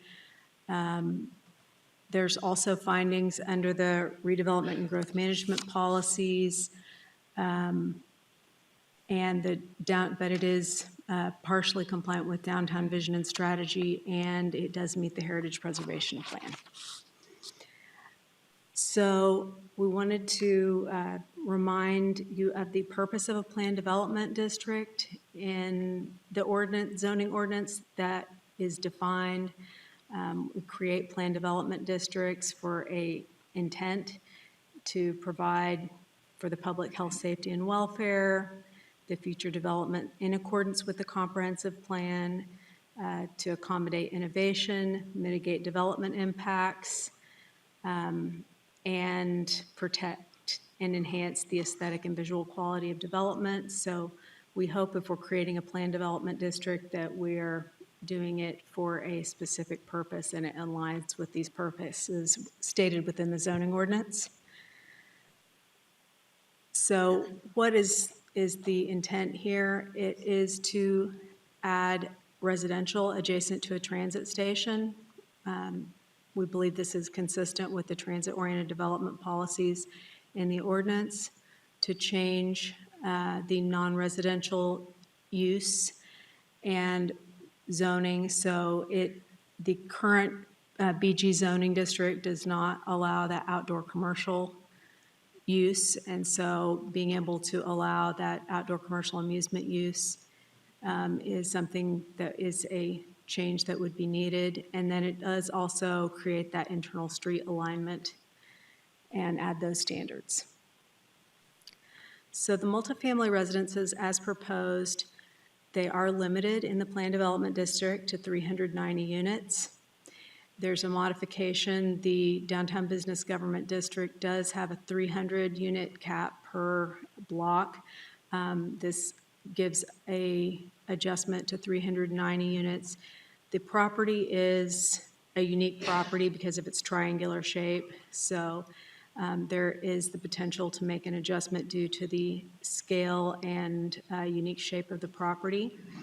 It adjusts the height and building construction, and then it also asks for, there's timing of multifamily construction within the planned development district as proposed, based on permits by January 1st of 2025, and additional PD stipulations related to multifamily that are detailed on a future slide.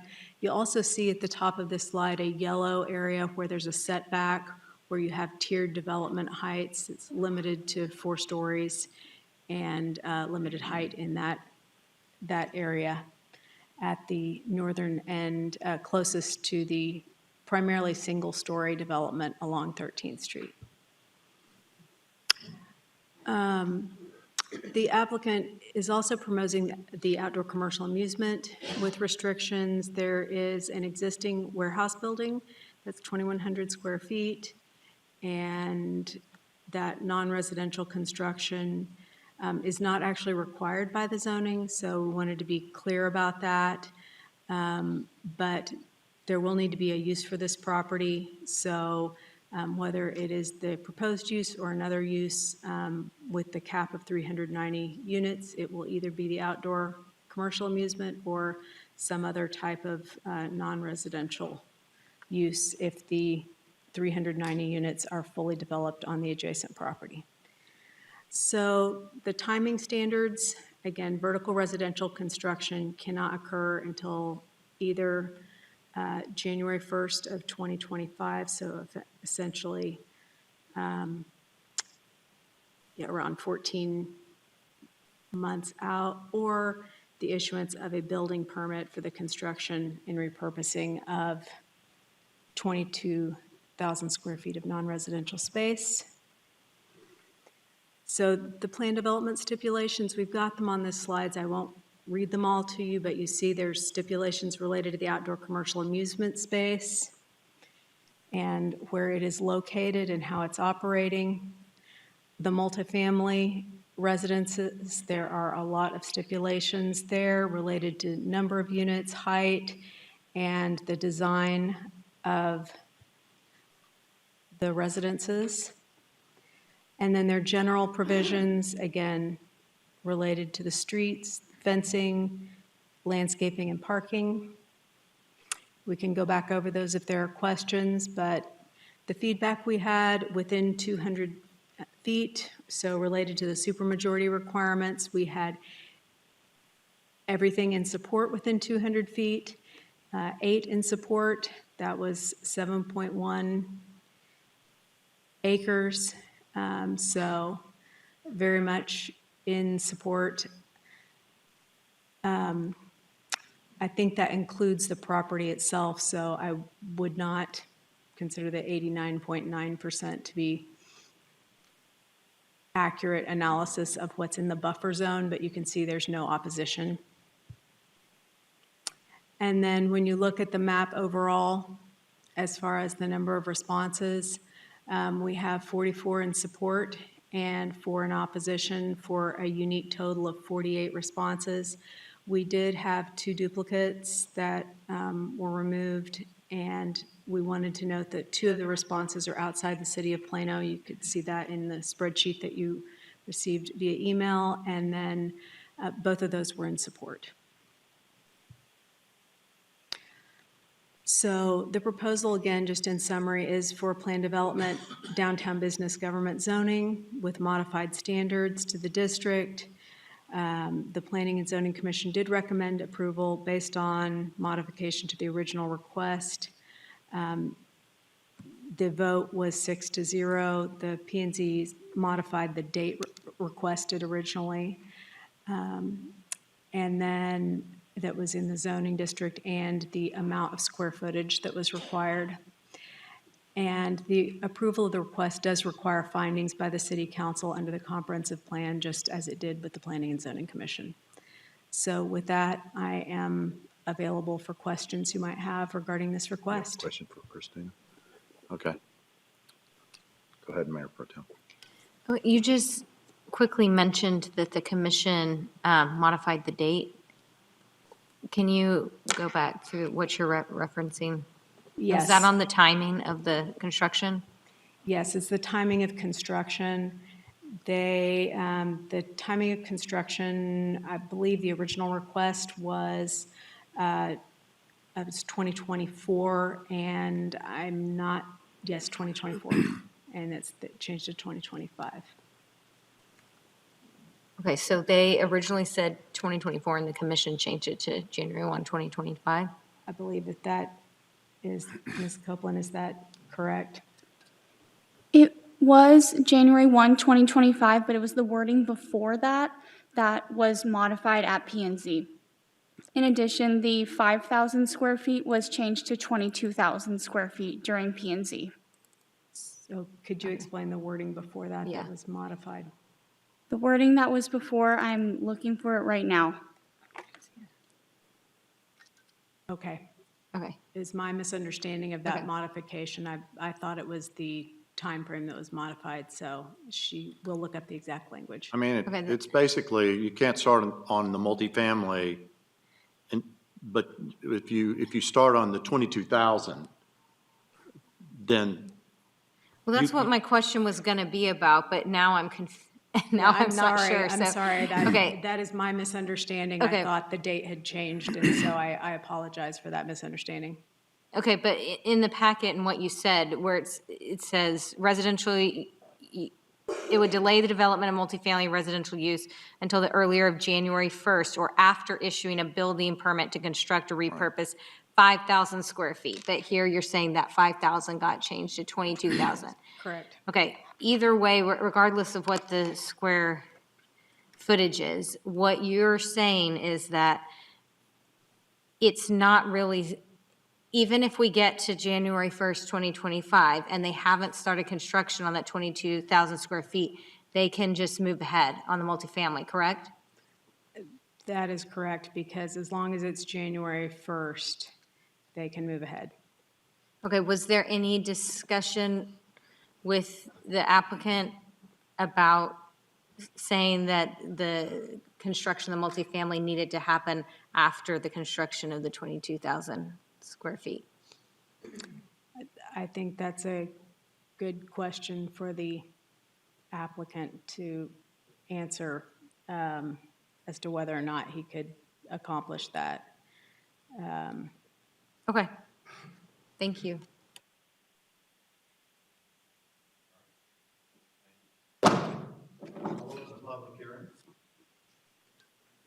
We do have several speakers. There's 5 that are part of the applicant group.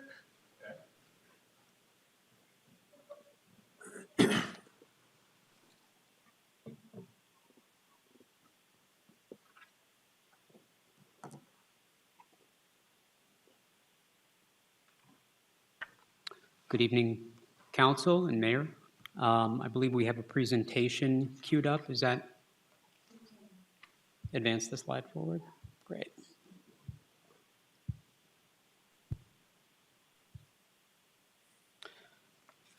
Good evening, Council. My name is Pierce Cravens. My wife and I reside at 1028 17th Street in downtown Plano. I'm also the general partner of 2022 Plano Luna, the applicant and property owner of this evening's presentation. We support and seek to leverage the city's goals to promote walkable developments that are transit-oriented in nature, given the city's investiture in the Silver Line Station on 12th Street, which, as you know, is currently under construction.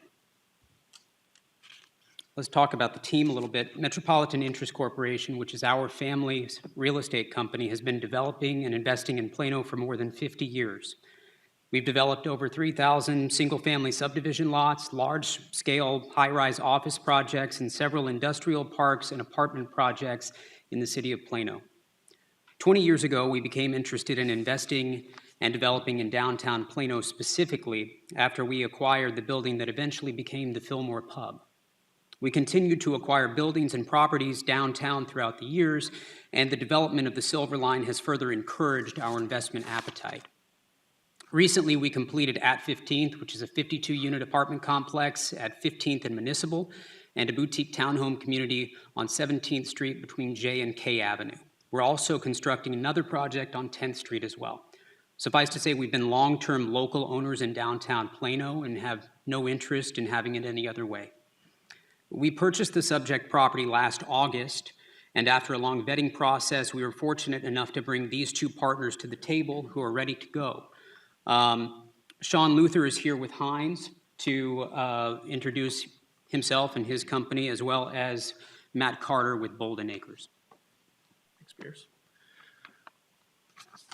Good evening, Council. My name is Sean Luther, and I'm here today representing Hines, the developer for this project. Some quick background on who we are. Hines was founded in 1957 by the late Gerald Hines and was founded in Houston. The firm started developing small industrial and office projects, and since then we've grown to be in 32 countries around the world and are currently the largest privately owned real estate firm in the world. Here in Dallas locally, we have over 20 active projects spanning all product types. We're involved in industrial, self-storage, master plan communities, office, multifamily, and mixed use. Developing the highest quality real estate is in our DNA, and we want to continue that here in Plano. We were very attracted to this site early on. We've been involved with the Cravens for almost 18 months now, and there were really two things that we got excited about with this site. We look at a lot of opportunities around the Metroplex, and we've always been interested in Plano, but what really excited us was the fact that this is located in downtown Plano. We typically look for vibrant mixed-use communities, and downtown Plano is one. We love this area. We think it's walkable, it's rooted in history, and it has a true cool factor that we think is very attractive. Secondly, we're very excited about the involvement of the Bolden Acres team. It's not often that you have an operator that also wants to be an owner, and they want to own long-term. And this is a group that's well capitalized and we think really fits the mold of what downtown is about. So I'll turn it over to Matt Carter, who is with Bolden Acres. He can tell you more about their story and their existing locations in Austin. Apologies for not preparing a song. We opened the first Bolden Acres in January of 2020, which, if you remember, was about 6 weeks before a pretty hard time. That shaped what Bolden Acres is. During that time, I had my first child as well. So we decided we wanted to be a family-friendly place that was very active in the community because my wife and I also moved to the neighborhood where Bolden Acres is. We just opened our second location in North Austin with the same mission. Again, being very active in the community, working with the schools. We allow families, dogs. We have a strong contingency of 20 to 30-something professionals that come in. Somehow created a place for everybody. It's where my in-laws love to come because they live in town, and it's where we like to take our kid to play on the playground. We incorporated pickleball courts because originally the city of Austin did not think that we had enough parking. So we were able to get a variance based on sport court being less people. And that was awesome. I mean, I played pickleball on vacation multiple times and thought that it was kind of the perfect game or sport for restaurant bar concept. Anybody can play it. It's not fun to play if you're really good against somebody who's really bad, so you play to the level of your competition.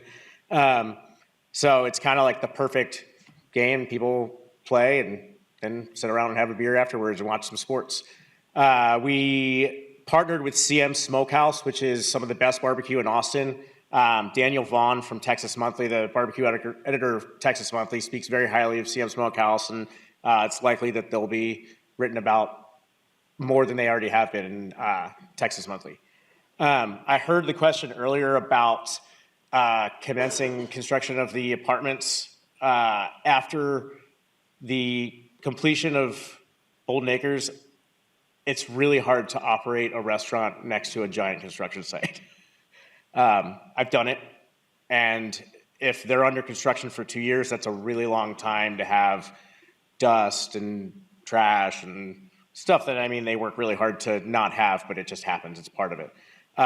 So that's why we would hope to be able to let them start as soon as we're permitted and ready to rock and roll.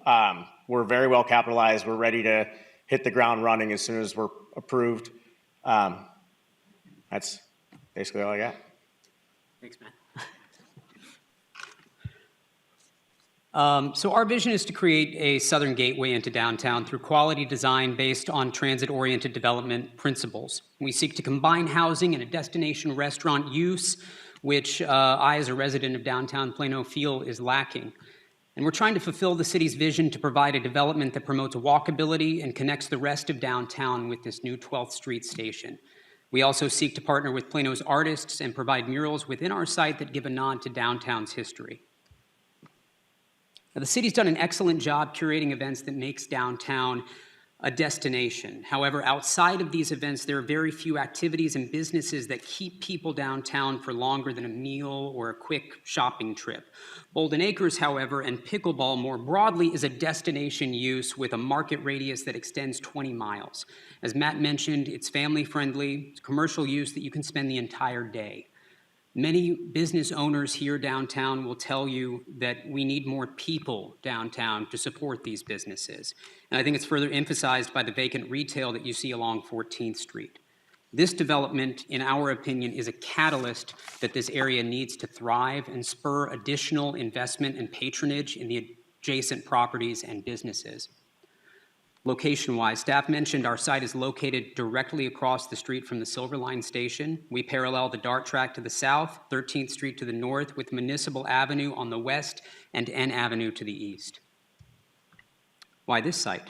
In 2022, the AECOM study that the City Commission detailed properties that were of high redevelopment potential around the 12th Street and Shiloh Street station. In that study, only one property had a gold star with the descriptor of a catalyst site, and that was this site that we're talking about this evening. Its location is great in terms of proximity and accessibility immediately adjacent to the DART station.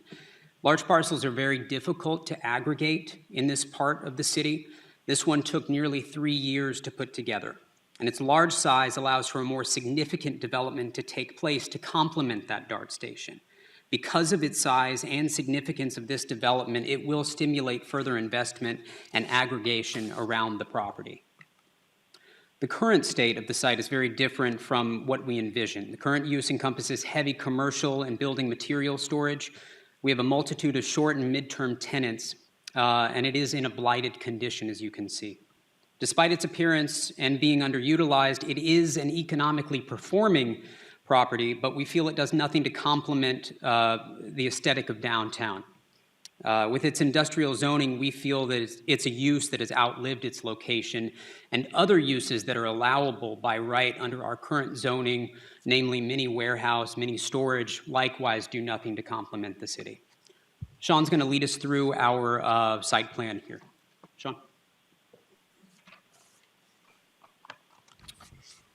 So the site plan, it's thoughtfully designed to provide a destination restaurant experience for Plano residents while also meeting the high-quality housing need of a growing downtown area. So given our proximity to the DART line and the future 12th Street station, we spent a lot of time thinking about how to orient this project in order to accomplish the city's vision for a gateway into downtown. So the east portion of the site, I'll start with the pink buildings. We included about 2.5 acres dedicated to the new pickleball restaurant concept, including preservation of the existing 22,000 square foot warehouse, which was historically used as an agricultural processing facility. The old warehouse will have 6 indoor pickleball courts, in addition to a newly constructed 6,000 square foot restaurant where Bolden Acres will serve food and drink. An outdoor game lawn between the buildings will be utilized for leisure, various games, and activities. Moving to the west portion of the site, we designed a multifamily project with an adjacent structured parking garage. We have an excellent consultant team here, and so I want to highlight a few things that we've thought about here specifically. So the rectangular garage is oriented parallel with the DART track, and this is done to minimize exposure to the rail line and enhance the residents' experience. The leasing office, amenities, and the main entrance to the multifamily are oriented facing south on Municipal on the southwest corner.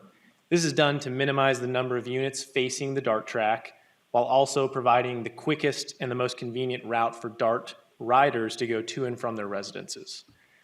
And finally, the project will include a wide range of unit sizes from approximately 500 square feet to 1,300 square feet, appealing to a broad range of income levels.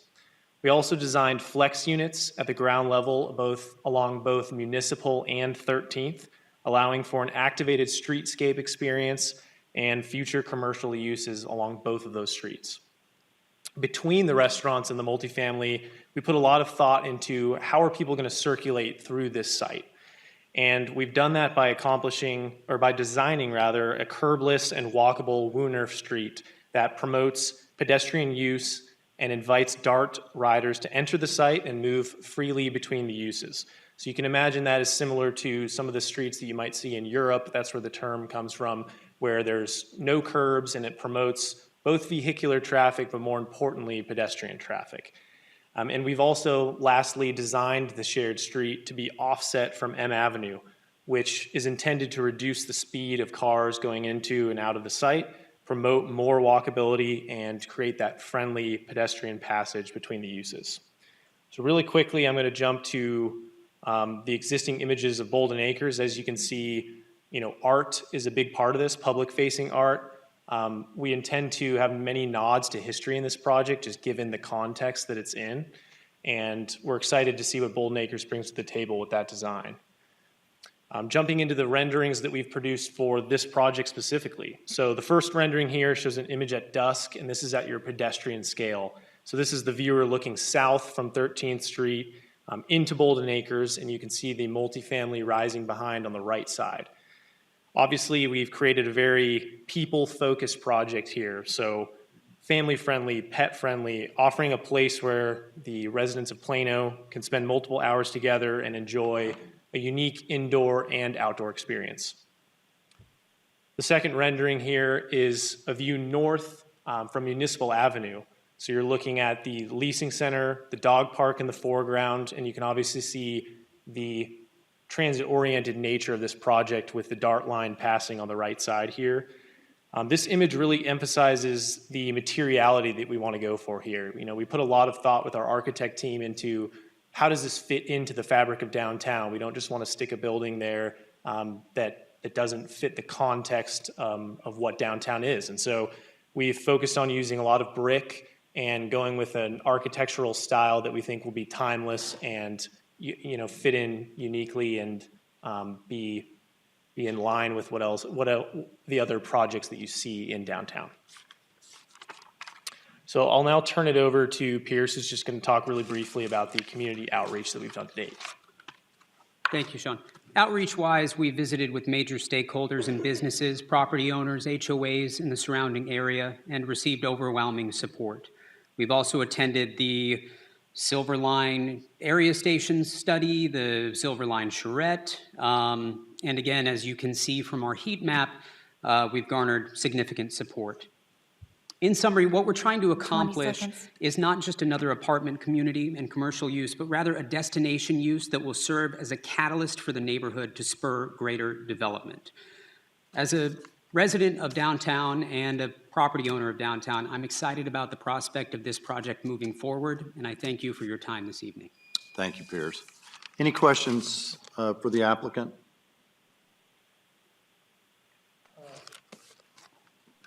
I do, Piers. Really, just when we talked about with your team here, I'm really concerned about the timing of the construction here again. I'm kind of getting mixed signals here, just somewhat confused. Are you planning to start the construction of the apartment complex first and then have it followed with the redevelopment with the pickleball courts and the restaurant? No. Because our partner here was basically indicating that he didn't want to start the restaurant part first because of the debris, noise, dust. I understand your agony there from a restaurant perspective, but just can you provide some clarity to that for me? Sure. So in terms of, I guess we can separate that into two different types of construction, right? So the horizontal construction of this site will need to be done at one time, just given the fact that so many elements are shared. What brings in a little bit of some complexities is that there are two parties that are sharing in that overall construction. But I can have Sean speak a little bit more about his timeline, so to speak, and certainly Matt as well. Sure. So just to clarify, the restaurant and pickleball will be owned by a separate partnership from the multifamily project. And so that's why the two of them, inherently, it's difficult to tie construction of the two of them together because you're dealing with two different sets of investors. So the ability for the multifamily project to begin construction really can't be tied to something that's potentially out of that partnership's control. I will say, to Matt's point, they are ready to go, both parties are ready to go and want to get construction started as soon as possible. And so I think it would benefit both parties to move extremely quickly. It's just that tying them together formally is difficult, and that's why we've put that outside date of January 1st, 2025. And I was simply just saying, operating as little time as we possibly can while there's construction next door. It's not realistic for us to say there's not going to be construction next door when we open, because we plan on opening as soon as possible. But if they don't start until we open, that's an additional year, 6 months, 18 months of us operating while there's construction next door, as opposed to maybe it's only 6 months, maybe it's 12 months. And one of the Does that make things sense? too, and I don't want to speak for Matt, but given the market radius that his business sees, it is not dependent on the development of the apartment complex adjacent to it. Correct. It's a positive externality. It's a nice to have. It's not a need to have, given the market radius that he sees with his business.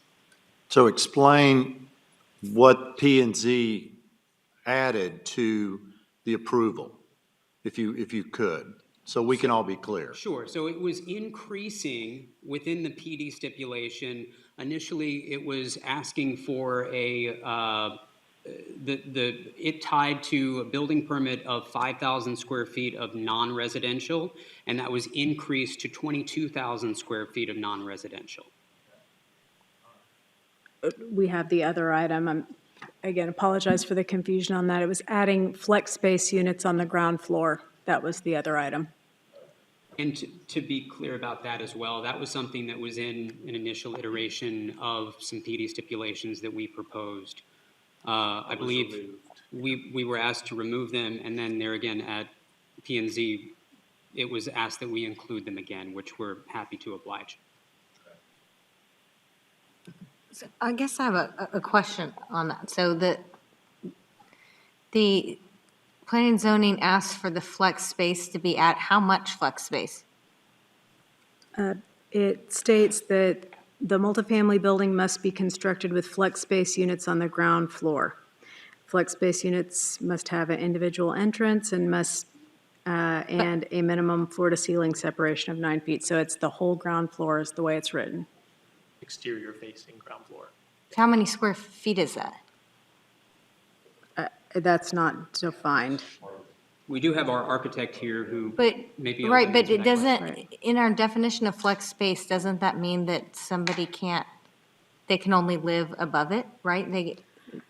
That's in the RCD district, that's the way it's written, but in BG, it could be commercial or residential. It's similar to the type of space that Okay. you see in Eastside Village 1 and Yes. 2 that are exterior-facing units that are utilized by smaller owner-operators, photographers, tax agents, CPAs, insurance agents. I would be just some want to, examples. I want to make sure we're not setting ourselves up for more empty spaces in downtown, because we already have.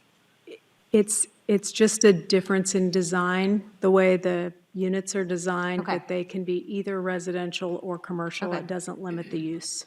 As demand stipulates. Okay.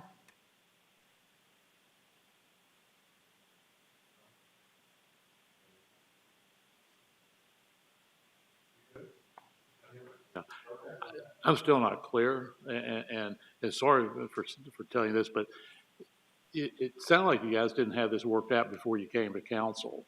I'm not sure. I'm hearing this has to be done before this is done, and I'm hearing, well, maybe this doesn't really have to be done before this is done. Maybe this could. I'm still not clear. I know Mayor Pro Tem was concerned about this too. It looks like a great project. Yeah, and I think it has a lot of potential to be successful, but it doesn't sound like you got all your ducks in a row at this point to have it here to us. I just want to be sure that I'm understanding this before we take action on it. Sure. So just to be very clear, the multifamily cannot pull a permit until the earlier of Bolden Acres pulling a permit on 22,000 square feet minimum of retail or January 1st, 2025. His comment was really that they want to go as fast as possible, plain and simple. So they could actually start and They get can it done start first. ASAP. So the Yeah. problem is because you have two, I understand that, you have two different entities dealing with the same property, but it just kind of got confusing as we were listening to the presentation there, because something like this, I think, is going to be a catalyst for that area. I just want to be sure that it doesn't get kind of mucked up after it gets started, so that's the important thing, is we want it to get done properly, and for you two guys to get along, and you both kind of depends on both of you getting along to make it successful from what I see. And there again, Understood. many of the horizontal development of the property will need to occur concurrently. Okay. My comment was basically, let's take the assumption that it takes us 12 months to build. That shaves, and they can start as soon as we pull our permit. That shaves 12 months off of their build time in terms of our operating. So how soon are you ready to actually put a bulldozer on the site and get things going if you get approval tonight? How soon can you get our permits? And that's quick in Plano. There's your answer. There's your answer. Thank you. We're used to being held up by the city of Austin, so. No, won't happen here. All right. Thanks, guys.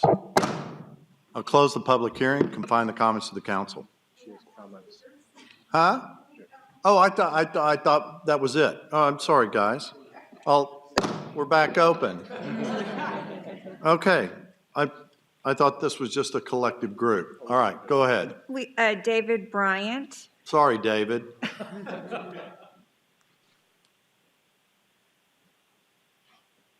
Good evening, Mayor and Council. David with 1418 Coffee. I'm here just to voice my support for the business owners in downtown. Well, I guess I can speak for myself. I can't speak for everyone, but you saw the support that you garnered of this exciting project.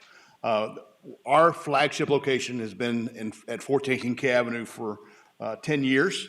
And we have seen in the past 5 years, as the district has begun to expand, our business has grown. You mentioned empty buildings, we need people. So the more people we have coming in, departments that are coming up and that will come up, the more of those buildings and those storefronts will begin to fill up. This is a great project. As we see, there's only one downtown. Everyone wants to come to downtown no matter where it's at. I live in Salina. The downtown Salina Square is as popular as you can imagine. People want a historic downtown. We have it. This expands it. I'm excited because it brings diversity. Different than restaurants and bars and coffee shops. We don't need more coffee shops. We have plenty. But this family atmosphere that's going to come in on the Silver Line, it creates a whole new dynamic, and I'm really appreciative of these guys for bringing it here, and I appreciate the dedication the Cravens have to downtown Plano. It has been proven through the years, and we're very thankful that this is that you guys are going to prove it, and we're going to get going. Thank you.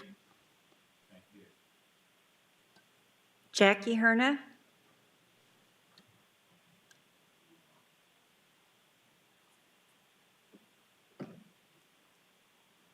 Hello, my name is Jackie Herna, and I own Cocoa Beach on 15th and K. And as a supporter of downtown, my kids are personally in orchestra in the Plano ISD district, and I've worked with Michelle Hawkins to bring those school districts downtown to utilize that stage. My goal for it, we need more families. We need more families downtown. So with that being said, the apartments, the ones that are being built right now, we're all excited. We're waiting for them to be filled, and we need more apartments with that. I also own a business in Richardson. The business has been there for 23 years, and I do a lot of cross-marketing with that business. Every time someone comes over from Richardson, they go, oh, look at the hidden gem in downtown Plano. I don't believe it should be a hidden gem anymore. I think the more that we grow it, the more that we develop it, the more families we bring down, it's going to help and support the businesses that are down here. Thank you. Thank you. Ken Hyatt.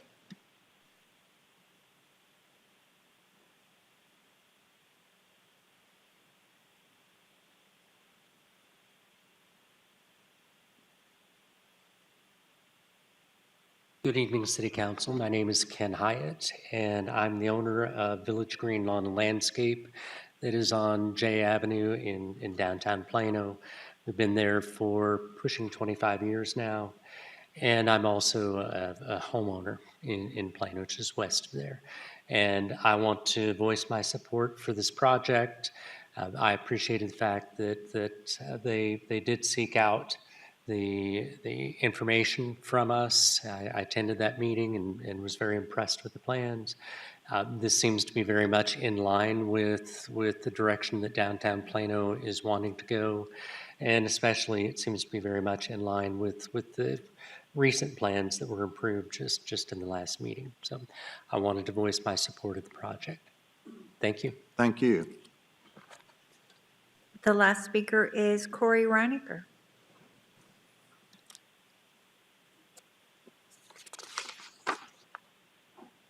Good evening, Council.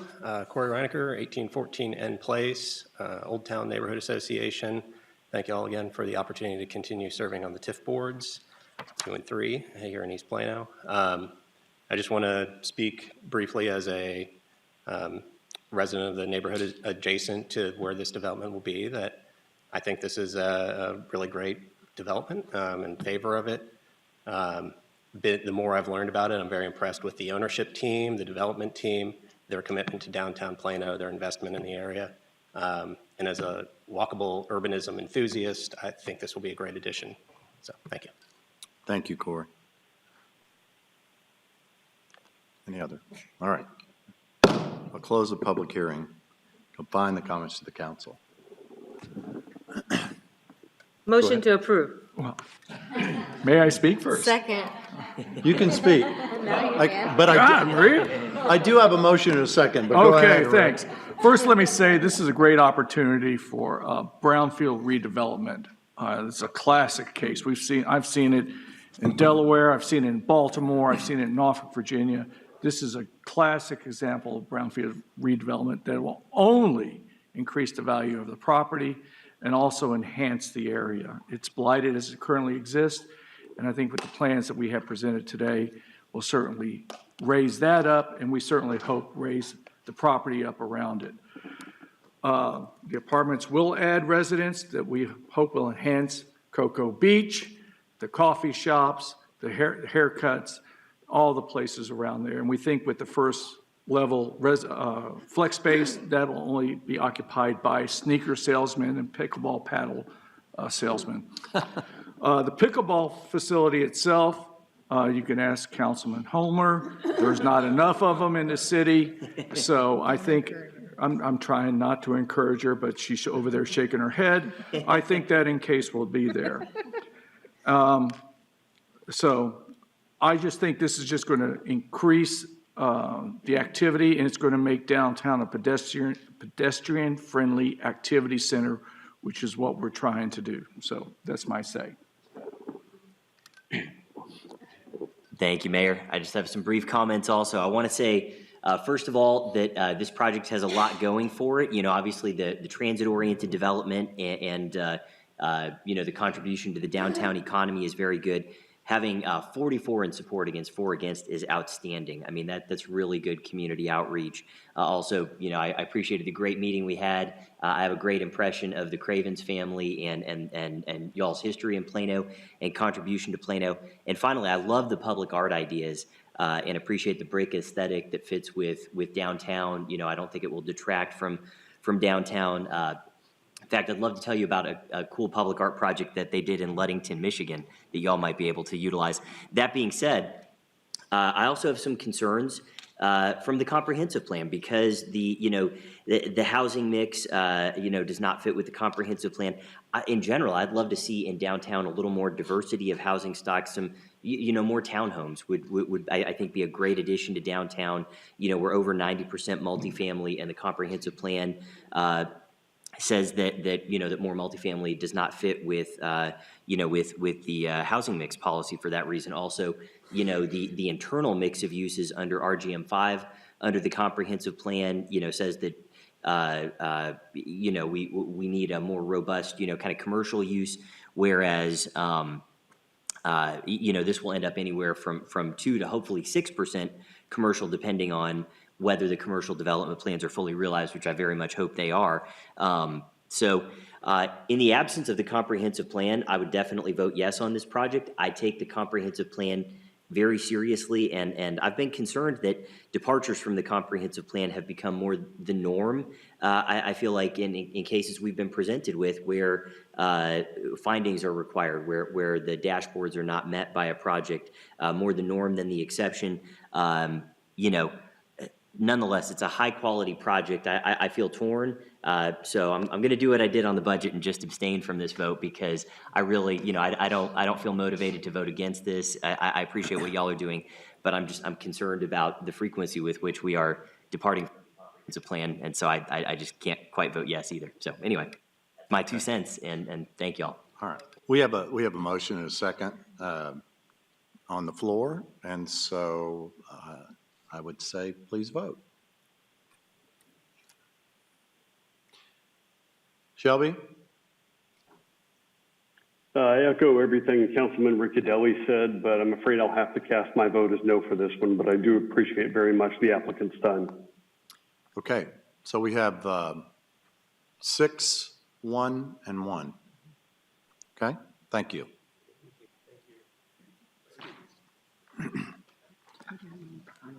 Oh, findings, yeah. Sorry. Yeah. We'll recess for 5 minutes. Anita.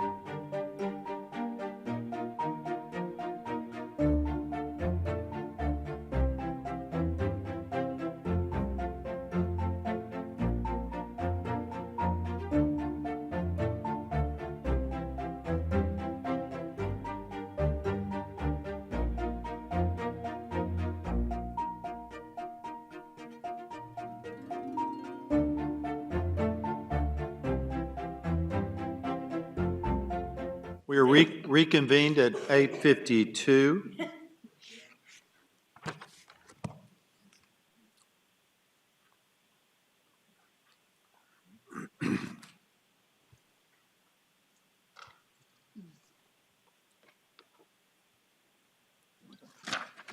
Sorry. Item number 2. Public hearing and consideration of an ordinance as requested in zoning case 2023-17 to amend the comprehensive zoning ordinance of the city. Ordinance number 2015-5-2 is heretofore amended.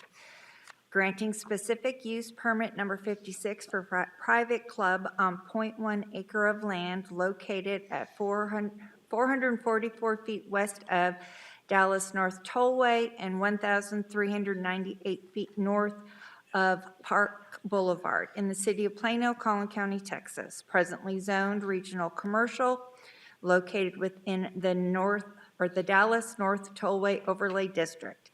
Directing a change accordingly in the official zoning map of the city, providing a penalty clause, a repealer clause, a savings clause, a severability clause, a publication clause, and an effective date. All right, this is a public hearing for a request for private club in the Shops at Willow Bend Mall.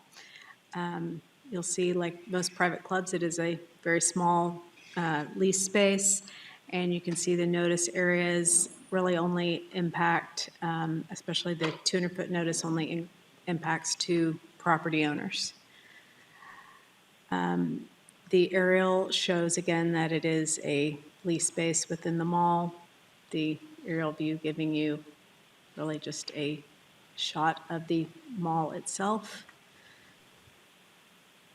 So with regard to conformance to the comprehensive plan, the property is designated Suburban Activity Center on the future land use map. And so we did an analysis. You'll see the private club does meet the description and priorities. Most of the areas are not applicable to this request with the just use change, but it does meet the redevelopment of regional transportation corridors policy. We did do a review of existing and proposed private clubs in the area and found that within about out to 2,000 feet or more, these are in yellow are the other private clubs that you'll find. The blue indicates the proposed area. The yellow indicates other private club SUPs that are existing within that 2,000-foot buffer. So we received no responses on this, either online or within from the letters that went out. And we did check the other larger Shops at Willow Bend zoning case just to make sure there was no confusion, because that's an overlay, and did not find any information of note there. So it is recommended for approval, subject to the property owner maintaining receipts. This is a little bit of an unusual request because they're getting off-site food from an adjacent restaurant. So that's why you see that stipulation for the private club. But the Planning and Zoning Commission did recommend approval by a vote of 6-0. There is not a presentation attached, but with that, we are available for questions you might have. Thank you. Any questions for staff?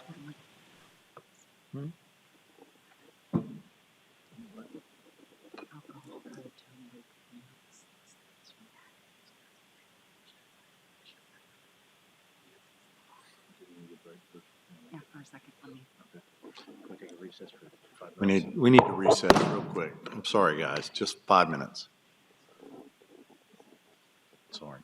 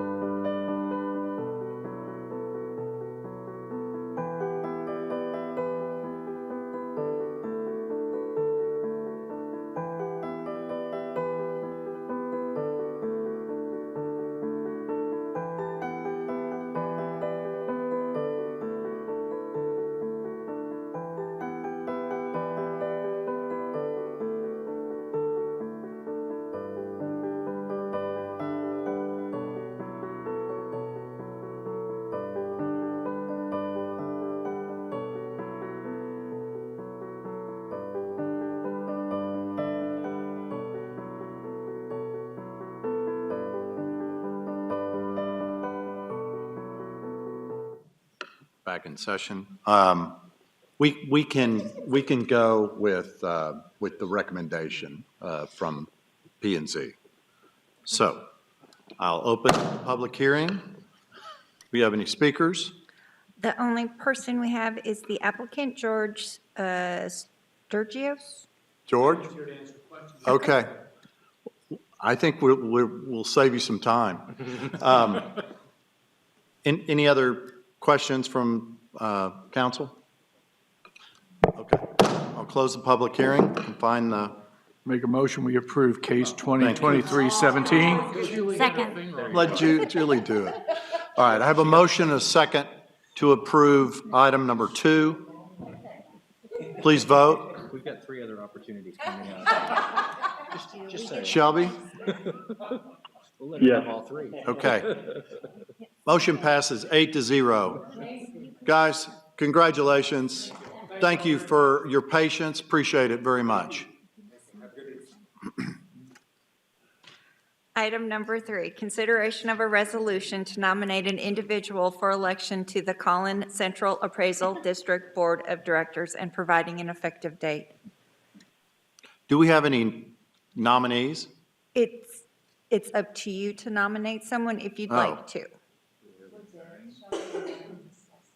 Oh, you did? Okay. Well, I'm all ears. Okay, Councilmember Williams and I discussed this, and we would like to nominate Rick Grady. Oh, good. Okay. All right. That's good. You want to second that, Shelby? Seconded. Okay, there we go. I have a motion and a second to nominate Rick Grady to the Collin Central Appraisal District Board of Directors.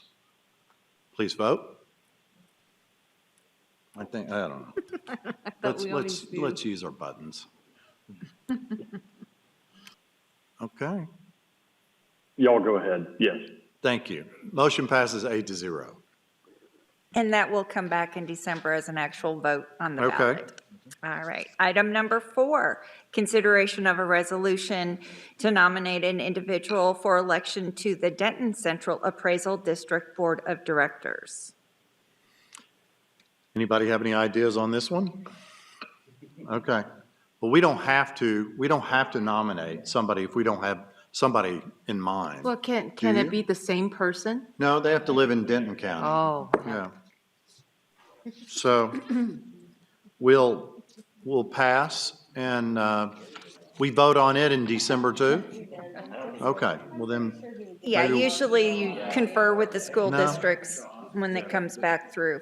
Do what? Usually when we get the slate of candidates, Yeah. then you confer with school Okay. districts, et cetera, All right. to get cast our little, I think we have like 13 votes in Okay. Denton County out of 5,000. We'll move on to item 5.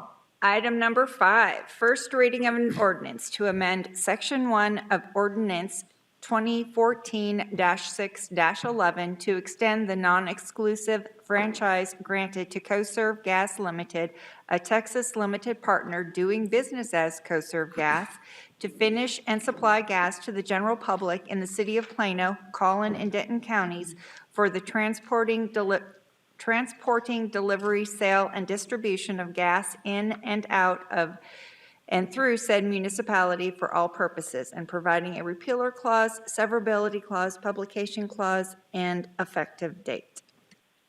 Well, good evening, Mayor and Council. Andrew Fortune, Director of Policy and Government Relations. This is just our first reading of this ordinance. We, of course, will bring it back within 30 days. This is for CoServe Gas. And if you're unaware, about 3%, give or take, of our city is served by CoServe Gas. The rest is Atmos, but this is just an extension of our agreement for a period of 5 years. And if you have any questions, I'm happy to take them now or before the next reading. Any questions for Andrew? Okay, and we'll get this back within 30 days. 30 days. All right. All right. Thank you. Appreciate it. There being no further business, we're adjourned.